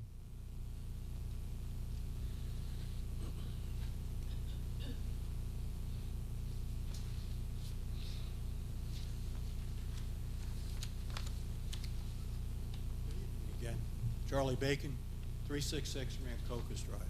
Mayor, I want to thank you for explaining that. You've probably done it countless times and cleared up a lot of questions I had coming up here before I came up. I do have one. Pilot program, totally get it. You mentioned if we don't do it, we're going to lose the sports complex. Understand that. In the law of pilot program, I'm glad you have an expert here. Can the town divert some of that money to the school district? Does the law allow that allowance? I'm not saying you will or won't, but what Mr. Finelli was talking about specifically is a law that impacted our school district in July of 2018, and it's called S-2. Where in the course of 7 years, we're going to lose $22 million. We lost another 4.7 against the school budget coming into this year. So my question is very simple. It's clear. Can we do that? Yes. That's all I needed to know. So you can do it. Yes. Thank you. Thank you. Anybody else from public, please? Yes, sir.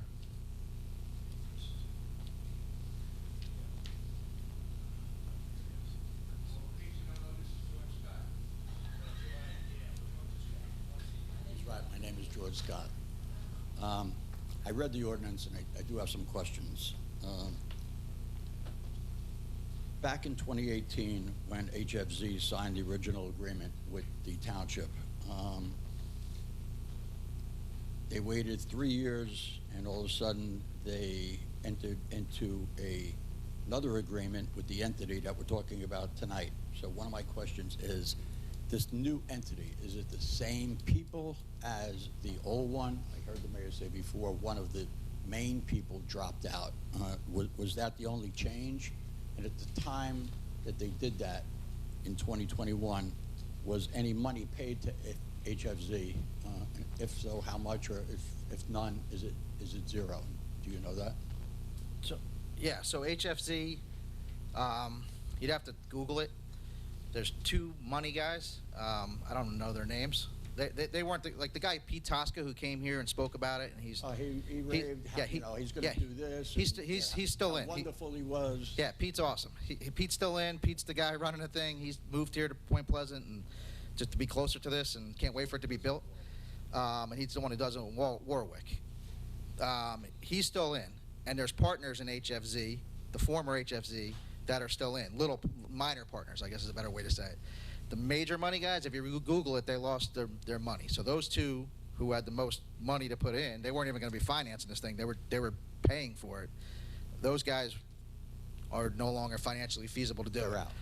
The minor partners, and of course Pete, is still in, and they didn't want to lose their money that they have invested.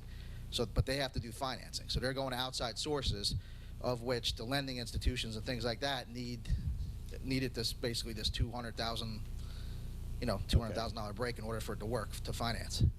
All right. So, with that said, and again, looking at the ordinance, it keeps referring to the application, the financial statement. See Exhibit B, which is attached. There is no Exhibit B attached. There is no Exhibit B on the website. So there's no way for a taxpayer looking up what is the financial impact and what are the numbers. We have no idea. You haven't given that to us, unfortunately. One of the questions that Mr. Finelli asked, and since this gentleman is the expert, can it be less than 30 years? He didn't say that it couldn't be, so you work on this a lot. Are there pilot programs out there that are less than 30 years? So the statute does, the maximum period of time is 30 years. Okay. I don't know that I've ever worked on one that was maybe 28 years. I think maybe 28 years. Okay, so your answer is Yes. it could be. Yeah. There is no rule that you have to make it 30 years. That's correct? Okay. So, again, you should take that into consideration. Were people up here objecting 30 years is a long time? Mr. Finelli objected. I personally object. I think 30 years is a long time. Again, the way this reads, a little misleading. The township, on a general average, will receive $280,000 annually over a 30-year period. Well, it's not $280,000. The mayor just said before, it's $148,000. Again, a little deceptive, unfortunately. And I don't think that's right to the public, to be honest with you. And since I'm at it, what the mayor had just said, these people that came back in 2018 promised everything, we're going to do this, it's going to be wonderful for brick. Either you have the money or you don't. Hey, I was in real estate. I like to buy a 100-unit apartment building, but I don't have the money. Art's in the business. Oh, let's get a tax abatement, and then maybe you get more backers or better financing. That shouldn't be on the onus of the taxpayers and the citizens of Brick, in my personal opinion. It's just not right. If you could change it and make it lower, maybe it would be a little bit more palatable. Don't do 30, do a less amount of years. The other thing is there are other towns, and again, kind of a question to you, where everybody's objecting that the school's not getting any of it. That's not my personal objection, but there are towns that when they do a pilot, the people do pay a township, like you pay the county 5%, a certain percentage. I don't know why we don't think about that, but that's up to you, to be honest with you. The part that everybody talks about, well, the school isn't getting any money, but the school is supposed to be getting use of this facility when it does come. Where is that in here? I don't see anything in writing that stipulates hours. I think it was in the Patch or some newspaper in the past saying, well, when time is available. What the heck does that mean, when time is available? I think, and you have an attorney sitting up there, it should be a little bit more concrete. It should be spelled out how much time is the school going to get out of this, not at the whim of whoever, if it does pass, will say, oh, we don't have the time, or, you know what, it's just not feasible for us anymore. You're saying the school's going to get, you know, a benefit out of it. John, where is it in writing? I mean, is it in writing? I don't see it. Yeah, I don't see it. It's in writing, it's in the agreement, the hours. Well, where is that? Why hasn't the public seen that? I Again, haven't seen it, so. It's not out there. So how do you vote, or how do you let you vote without giving us the information? That's wrong, and I think you should table it or just not pass it. Thank you. Thank you. Anybody else from public, please? Yes, Mr. Sluka.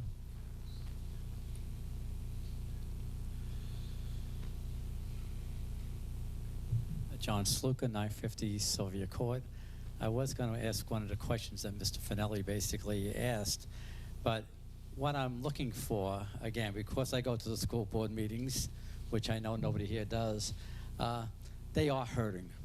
And the only way to make it up is, I'm glad the town in total gets 95% of this money, whatever it happens to be, whether it's $1 or $500,000 or $10 million. It doesn't matter to me how much.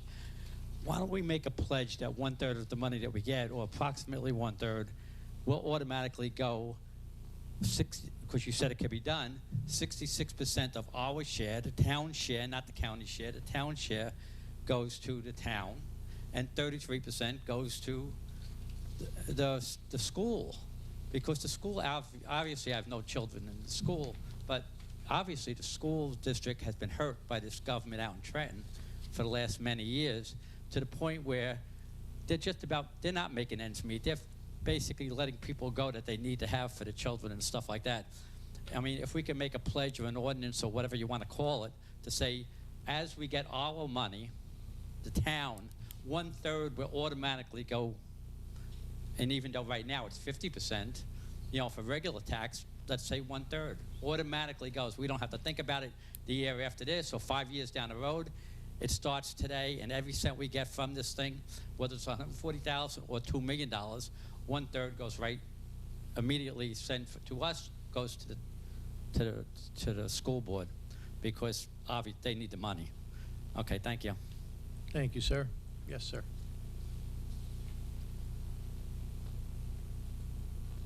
David Penabianco. Just got one question that I'm just thinking about. Let's say they get their money, and we do all of this, and then they build the arena, and something goes wrong, or something goes bad, partners break down, finances can't be met. What happens to the money that's due? Do they still get the debate, the differences in taxes, or do they lose that? You mean they're not paying it anymore? Let's say for some forsaken reason that they're not making their quota, and they're making less money. Okay. The minimums are set. I know the minimums are set, but Okay. what happens if they go into default? You meaning the dome goes away? Means that for some reason they go bankrupt. Yeah. So then Everything goes, the whole deal goes back to whatever it is, and the dome. the new owner would pay the property taxes as And is. they lose that debatement or whatever. So, okay, thank you. Ms. Cole, you spoke already on this topic, did you not? Mm-hmm. I'm going to be gracious and give you another minute.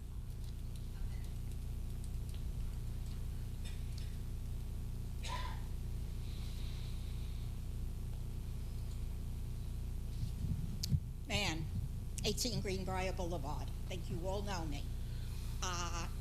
People have spoken about we would have some type of a sports facility. Didn't care about that, did you?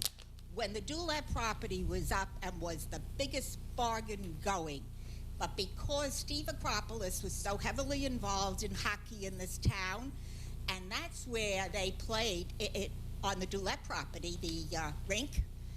There was at that time, there was the exercise facility, what is it, Bally's? They had a pool. There had been a pool in the outground, outside, on the property of the Dulett. You could have had the rink, a swimming pool, could have been an indoor and an outdoor. There were dorms still there, which of course would have fallen down, would have had to be rebuilt. And visiting teams, I understand, used to stay there. You had everything you want and say here. This is giving us nothing, but if you're going to pass it, I suggest every one of you write your name, and when they don't come through with even the first payment, you be responsible.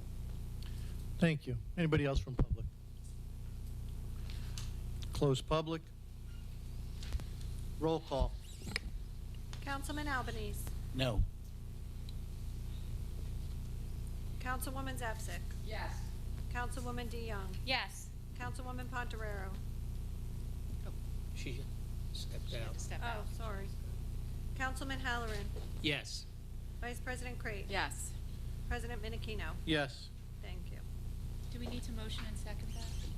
We had a motion in a second. Thank you. It was a long time That's ago, but okay. we did have Thanks it. for checking. All right, we have a second reading on ordinance 6-3, please. And, Yes. oh. Okay. Great.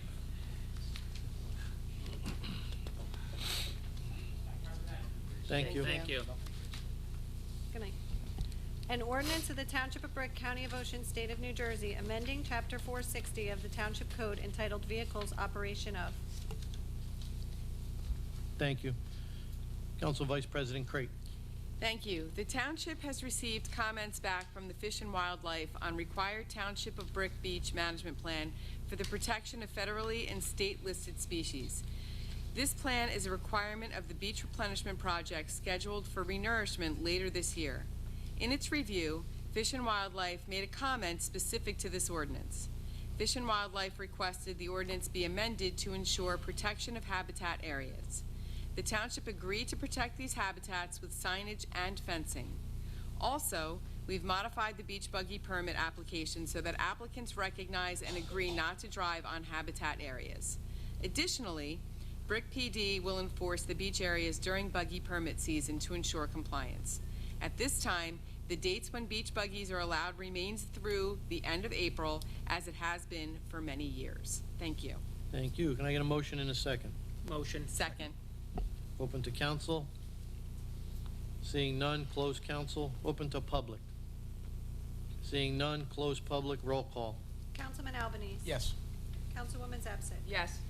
Councilwoman DeYoung. Yes. Councilman Halloran. Yes. Vice President Crate. Yes. President Menachino. Yes. Thank you. This brings us to our public comments. Please note that each person addressing the council during any section of the meeting during which public comment is permitted shall limit his or her remarks to 5 minutes pursuant to Brick Township Administrative Code, Section 2-33B. Thank you. Anybody from public? Yes, Mr. Sluka, go.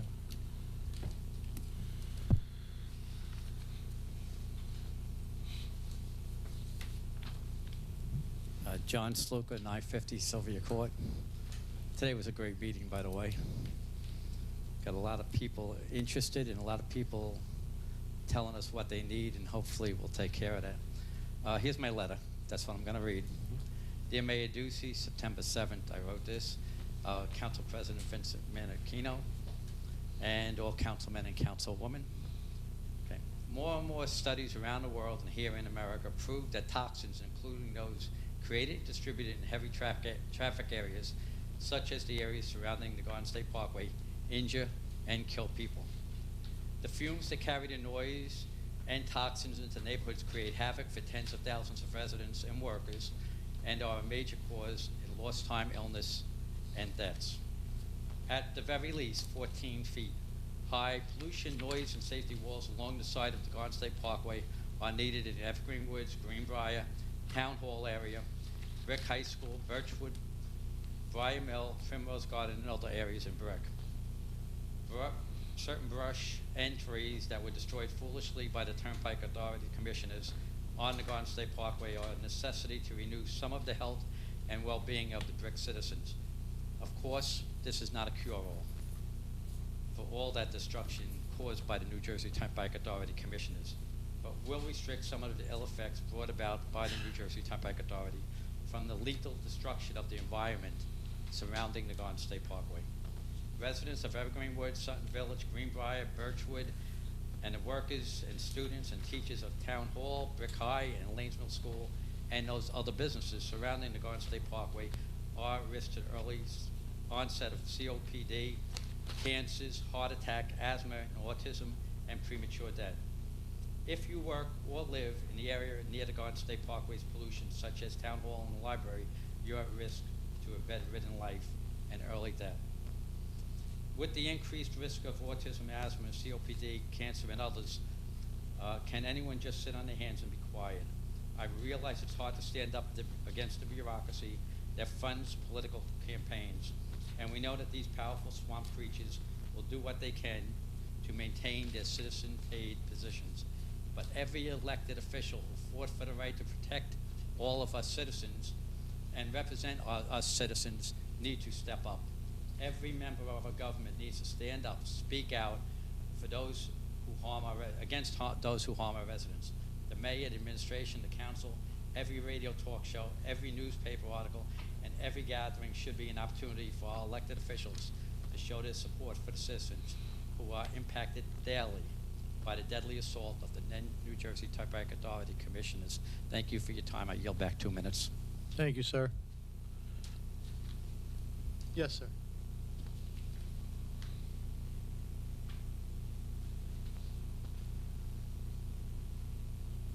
George Brown. I'm the Public Access Chair for Berkeley Striper Club. I've been involved Beach Buggy Association, the Jersey Coast Anglers Association, and I'd like to give a heartfelt thanks to the council, the mayor, and especially to your business administrator Bergen for being very responsive to us and to accommodating us and making us part of the listening to the stakeholders on the beach. And it's greatly appreciated. Rick kind of set the model for a lot of things that we were approaching other towns about on how to protect access to the beach for beach driving. The other end of it is, in the original emails back and forth with Business Administrator Bergen, we offered to provide assistance if you need volunteer labor. The Beach Buggy Association has taken the lead in a lot of places, from Island Beach State Park all the way south to Cape May. We've gone in and put up snow fencing. We've gone in and helped put up signage. We have education programs to teach people how to drive on the beach. And if you want to see something incorporated into the beach driving program that talks about protecting species, I'm sure we can accommodate that. But the thing of it is, thank you. Our offer to help still stands. Business Administrator Bergen knows how to contact me. I will get in contact with all the other parties. But we're interested in moving forward and making this a team effort. Thank you again. You're welcome. Thank you. And yes, Ms. Cole.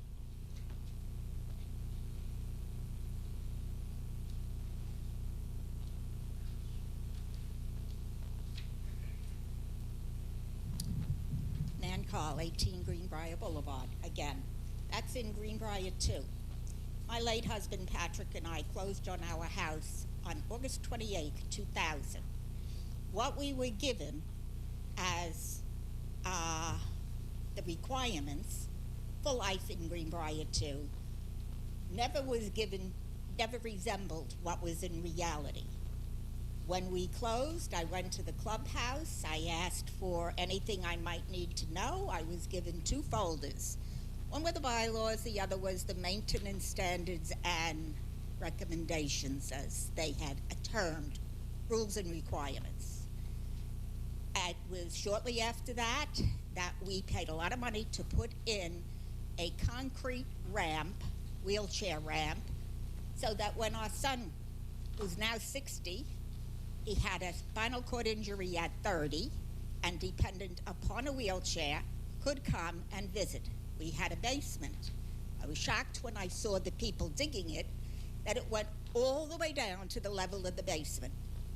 There was one fir tree in the front of the house in the 3-foot description, and rose bushes on the side. Every one of them have been removed. I put down heavy blocks to keep anything from growing within the 3 feet.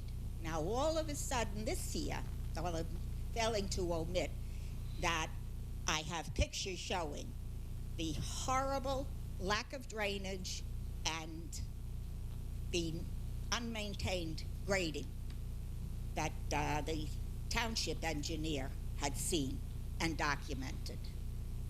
We'll go into that another time, because this here, all of a sudden, growing between the driveway and the garage door is some strange plant growing along the ramp on both sides. Is this strange a plant? I didn't open the letter that came from the Department of Buildings or Code Enforcement, because I know it's going to be about that. I'm 80 years old, and I have no obligation to do that. The association, by covenant and by the agreement made when the developer got the rights from the planning board to build, says that they will do all the lawn maintenance, snow removal without any recommendation about how much snow falls, just snow removal, period. And there is nothing that says that they are not responsible for the 3 feet around perimeter. I'm not responsible for it. They are supposed to take care of anything that is part of that type of property.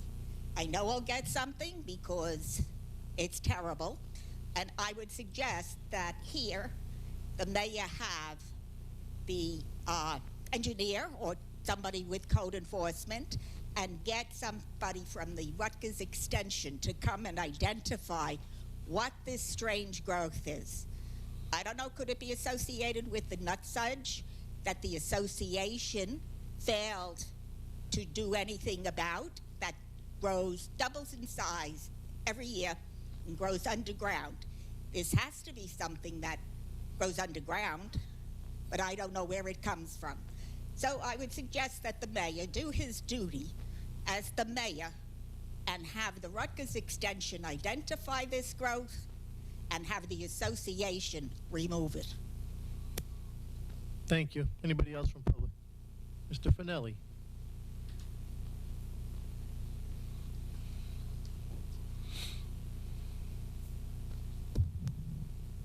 I will try to keep my emotions in check.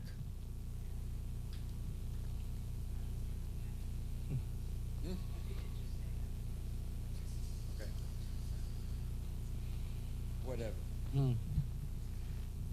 It took the combined efforts of myself, Mr. Scott, who I'm glad to see back, and a couple other people to get your tax expert to admit that there's no law that says that has to be 30 years. Now, I brought that issue up for 2 meetings and was told by at least 2 of you, that's the law, it's got to be 30 years. Now, either you're ignorant or I was ignorant or just didn't want to tell the truth. I won't ask which it is, but please don't ever do that, because you're going to see the ugly side of me. Huh? Okay, so you guys were wrong and I was right, but you wouldn't admit it, so either you didn't know, but my point is, don't say something in certainty if you don't know in certainty, because I'm up here and I'm talking about tax abates. I accept the fact that I wasn't talking about the exact same thing. You can do the same thing. You could have said, we chose to do it 30 years, most people do it 30 years, whatever. Don't tell me it's this if it's not that, because I'm going to really get pissed.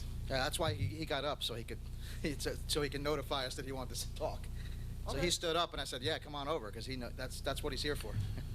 Yep. We got it right. Was that kind of like your way of apologizing? Yeah, I'm glad you got it right. Oh, Yeah. okay. Thank you. I'm glad I am too. Yep. Now, I'm done with that. On my way here tonight, I went through Brick Boulevard and Hooper Avenue, and that whole intersection is covered with signs out in the roadway for a Greek festival that I don't think is in this township. All right? And we've talked about this before, about signs and everything. We have an ordinance about putting signs on public property. It always gets abused during election time. Stuff gets all over the roadways and everything else. On my way here, I saw one sign for that, and I said, uh-oh, I wonder how many more I'm gonna see. When I got to that intersection, it's covered with them all over. We have code enforcement, we talked about this before. Code enforcement, in my way of view, is not taking down the signs. It's going after the people who put them up. And I know that you don't know who put them up any more than I know who put them up. But you know whose signs they are. You know what they're representing. So I don't know, at least a phone call to that organization and saying, please stop doing this, you can't do it. You know, we have an ordinance against that, and don't do it. We do that all the time, Mr. Finelli. We do that all the time. And when possible and safe, we take the signs down as well. But the signs are part of our regular code enforcement responsibilities.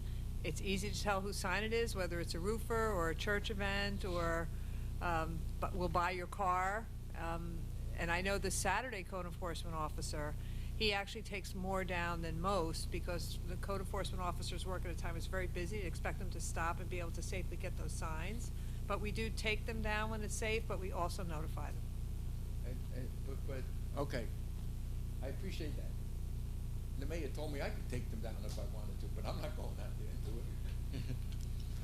However, it happens every year.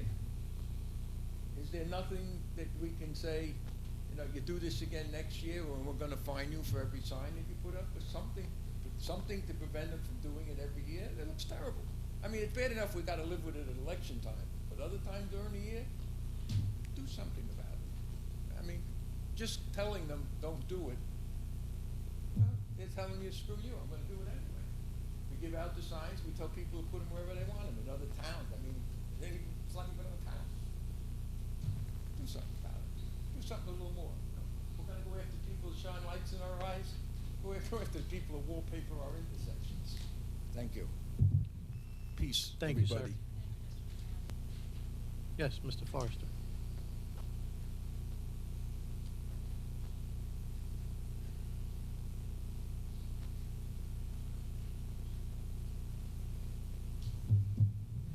Sam Foster, 108 Chico Drive. Going to pick up what I follow up on what I said earlier. I saw a council meeting, I don't know, about months ago, but I'm going to make this simple here. President Manchin, you were discussing, you made a statement during a council meeting about a month ago that the council meetings in the past were a real mess and you were going to do something about it. And I don't recall saying I that can ever. forward you to YouTube. It's out there on Please do. YouTube. I made don't notes. I have it right here on my. I can You have the cite you date? the actual timestamp. Tell me the but date. What's that? Tell me the date, Hold on a second. because I make it a point not to speak ill of people or anything they've done in the past. Well, I'm going to finish my comment, and I'll tell you later. Thank you. Because I only got 5 minutes, I don't want to be interrupted here. Now, well, for the record, are you stating that that the council meetings were not a mess in the past? And I'm not going to answer that. well, okay, that's why I'm going to be.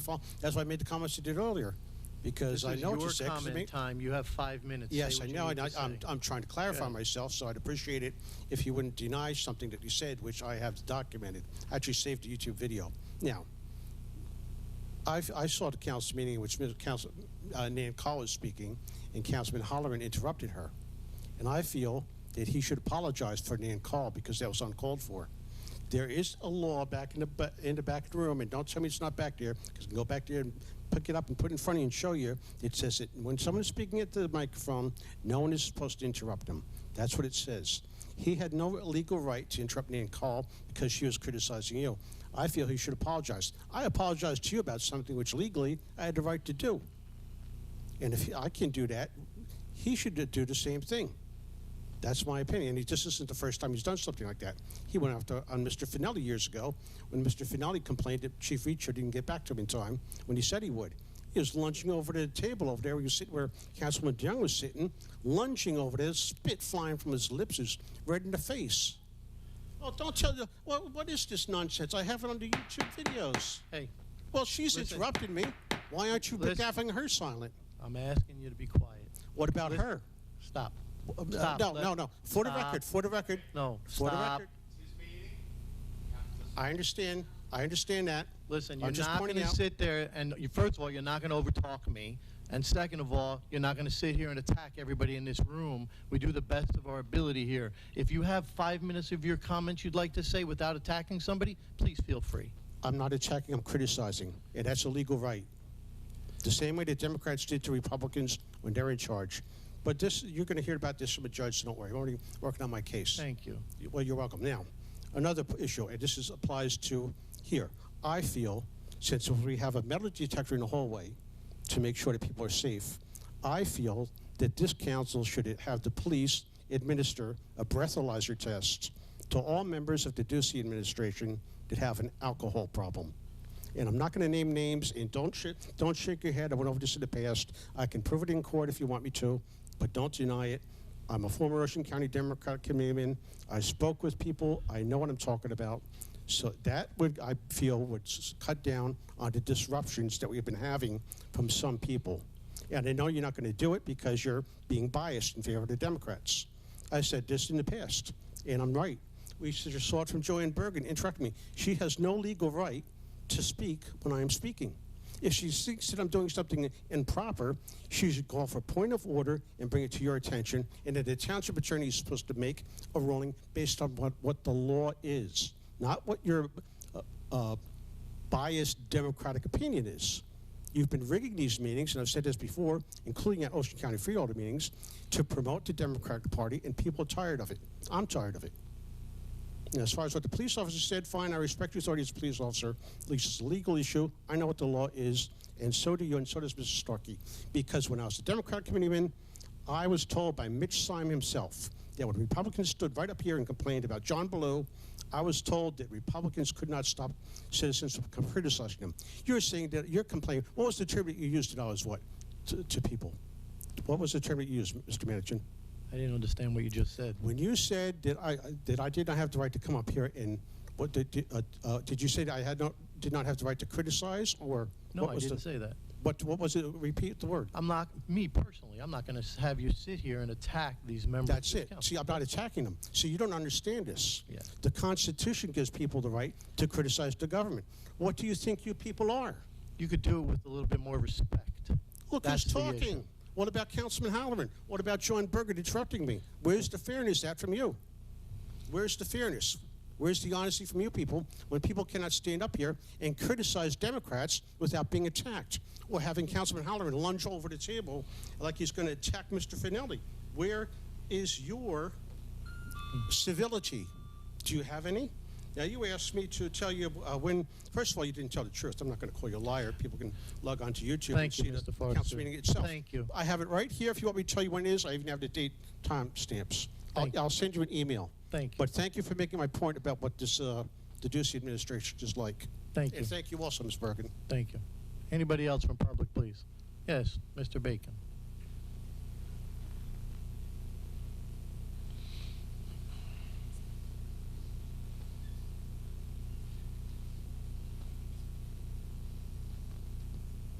The good news is I got 10,000 steps in, so thank you for calling me up for 3 times now. Charlie Bacon, 366 Rancocas. Just a couple of minor comments, more on appreciate the amount of effort goes into the agenda and how long. Would it be possible on resolutions, second readings, things like that, where we could put a page number against them? I don't have a readable copy of a PDF, where I could search or other residents could search. Is that something we could do, possibly? So in other words, this thing was on page, I think, started 52 when we were talking about the sports complex. Could we just put a notation inside the package that says a table of contents, this resolution starts on page X? The PDF that's on the website, are you referring to? Yep. I'm not sure. I mean, they are numbered on the bottom. They're not page numbers, but they're agenda items. They're numbered on the bottom. Yeah, I'm just trying to crawl through, like, if another resident, they want to crawl through different pieces of it to get there quickly. And when you click on That's what I do too. I didn't know if you could add that. When you click on the item, the agenda item, it doesn't bring you to that particular item? No, not in a PDF version, because it's a protected document. And then the other comment, and the sports complex is a great example. There's a lot of great references. I know this thing's been going on a long time, but one reference in there was the redevelopment agreement. Is it possible to have some type of link to that? So, folks, when we're coming up here to talk or ask questions, we have some of the history there. You know what I mean? Because it does put us a little bit. I don't know where to find the redevelopment agreement.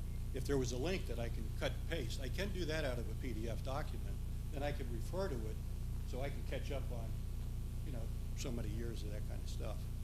And I don't know if it's possible, but it might just help some of that. And the last thing, and I appreciate in particular the sports agreement, the complexity of this, is somebody mentioned about the schedule, and that was a question I had too, actually. I understand and respect from a legal standpoint there's some things you cannot discuss in public until they're passed. However, I think the schedule, is there things like an agreement, like a schedule, you're talking, whether it's 30 years or ultimately it was discussed it potentially could be less, where the schedule could be shown coming into this meeting. There's a lot of questions about the schedule. I had them as well, because I didn't know it was escalating. I had all those questions, and the mayor was nice enough to kind of walk through that. So maybe looking at agreements that are complex, if it's possible, that some of that could be actually brought into the public domain before it's approved, just so people get a better understanding. And when we come up here, we have, you know, maybe questions that are a little deeper into the whole thing. So that's all I wanted to bring. Thanks again for the third time up, and I promise I won't be up anymore tonight. Take care. Anybody else from public, please? Seeing none, close public. Mrs. Bergen. I have nothing, but I do want to apologize if I interrupted someone. I was responding with one word shock over what had just been said, so I do apologize if that appeared to be disruptive to you, Council President. You're fine. Thank you. Mr. Mayor. Yes, thank you. First, yeah, there was a resident that got up during comments at some point. It wasn't public comment, but earlier talking about tax cuts and that stuff. That's definitely not any promise that was made. It was always stabilizing taxes, stabilizing taxes. We did have a miracle year, as we all know, where I was able to cut taxes. It was the first time in over 33 years that was done, which was great, but it's all about stabilization. If everybody remembers, it was a long time ago now, but since it was brought up at the meeting, there was a 24% tax raise after an 11 and a 16. I was like, no, you know, between 2 and 3% people can deal with. You can't get all of a sudden a sticker shock of 24% in 1 year.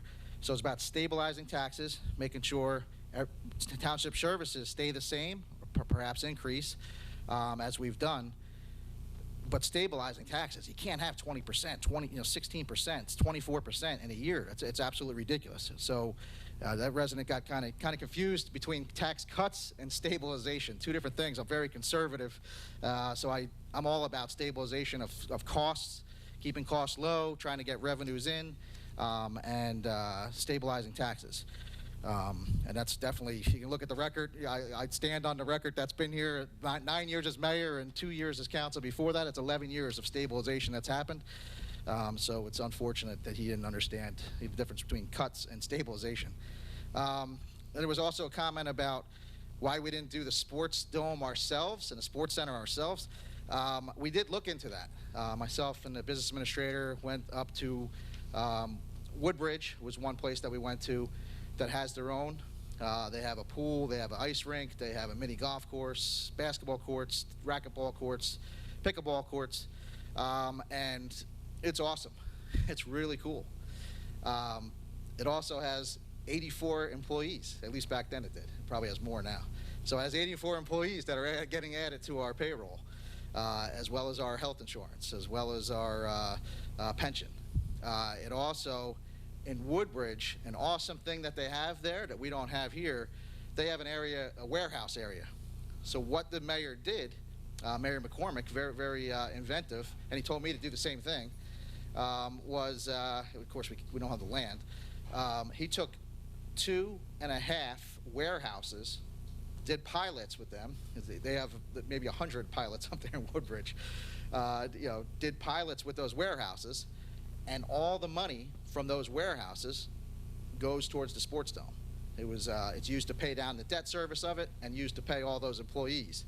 As we all know, Brick Township, we can't put warehouses anywhere. Actually at that stage of the game, that's when I was told that it was totally built out and everything else, although we see all these houses still popping up everywhere. So you know, that was like a pipe dream. So I was definitely not willing to spend $600,000 a year to operate a sports dome. That just wasn't my thing. That's definitely not my thing. I'm too conservative for it. Maybe some other mayor's thing. Maybe the mayor in the past, maybe the mayor in the future would want to do that, but it's definitely not me. It's not what I was elected to do. Again, keeping taxes stabilized. The pilot, we did not include the school because there's no impact on the schools. I get it. They're not getting as much money. Their budget is their budget, right? So their budget, if for example, we said, okay, well, you know, the first year we're going to give you $141,000 that we would get to the school. That doesn't mean they're going to spend $141,000 more. That's not the way budgeting works for a town or for a school. The budget is the budget, and then it backs in through taxes. So it's not like a present that they would get. It would still be part of their overall budget. It would just reduce the reduction on the budget if they got money from another source, such as a grant. It would almost be like the town giving them a grant if we did that through a pilot. It's still on the budget as the same number. It's not that they have an extra program now. I'm not great at explaining budgets, and Mo is much better. But yeah, so there's no impact on the school at all. There's no students, obviously, so there's not that impact. And you know, we didn't want to exclude them. That was one of the big things, because that's what I hear about. I hear it at municipalities, conference of mayors. Oh my God, pilots are the worst. Pilots are the worst because the schools get hurt. The schools get hurt. They get hurt because there's students going to the schools that they're not getting any tax money for. So it's an impact. We don't have that. This is totally different. And we're not doing it with retail. We're not doing it with an Aldi or a restaurant or a bank. We're doing it with something that the town has wanted for so many years. And this is the way to get it done. It's a toolkit that the state gives towns in order to get a project that you really want. Now, sometimes in different towns, those projects are residential projects.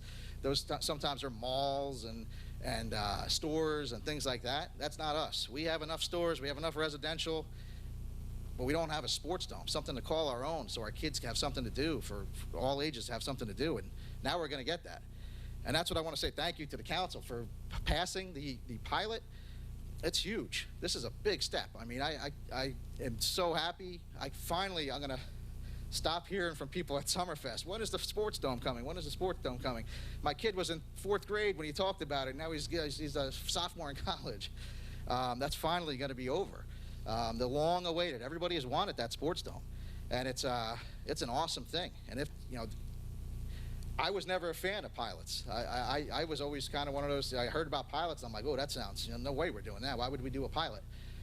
And then when it came, like, this is the only way to get this particular project done. It's a no-brainer. It's part of the toolkit. It's why, you know, it's very important. It's something that this town has been wanting and wanting. If that was I don't know, make up any store you want, a Target or something like that. I'm not doing a pilot for that. A pilot, you know, Target's going to make money. Sports dome, they needed it, and it's going to be a centerpiece of this town. And the fact that, you know, the council has passed this now, it's just a great thing. It's something that I've been hearing about before I became mayor, that they wanted something, you know, for the kids. Why don't we do something for the kids there? Do something for the kids there. And now we have it. You know, we have it. We're that much closer, and we can't wait. I can't wait to do the groundbreaking of this thing. It's going to be a special day. It's probably going to be the biggest groundbreaking in the history of brick, because just how many people have been waiting for it, begging for it. Why is it taking so long? And now we're that much closer. So the vote to do this pilot and have this sports dome come here to Brick. It's going to be a jewel and a centerpiece, and it's a terrific day for Brick Township tonight. So special for our residents, and I'm so happy for our kids and our students. They're going to get free field time through the schools, and it's just going to be a terrific opportunity for all families. So thank you. Thank you, sir. Mr. Starkey. Madam Clerk. Nothing, thank you. Madam Secretary. Councilman Albanese. Nothing, thank you. Councilwoman Zapsik. I have nothing this evening, thank you. Councilwoman DeYoung. Nothing this evening, thank you. Councilwoman Pontarera. Nothing from me. Thank you. Councilman Halloran. Congratulations to our two Eagle Scouts for their accomplishments. We appreciate their efforts, and it's nice to see some young people doing well and doing good. And sorry Mr. Forster left, but I have no apologies for anything I've ever said on this council. Thank you. Thank you. Council Vice President Creighton. I have nothing, thank you. Thank you. The next scheduled meeting is September 27th, Tuesday, 7 p.m. here. Can I get a motion to adjourn? Motion? All in favor? Aye. Aye. Thank you.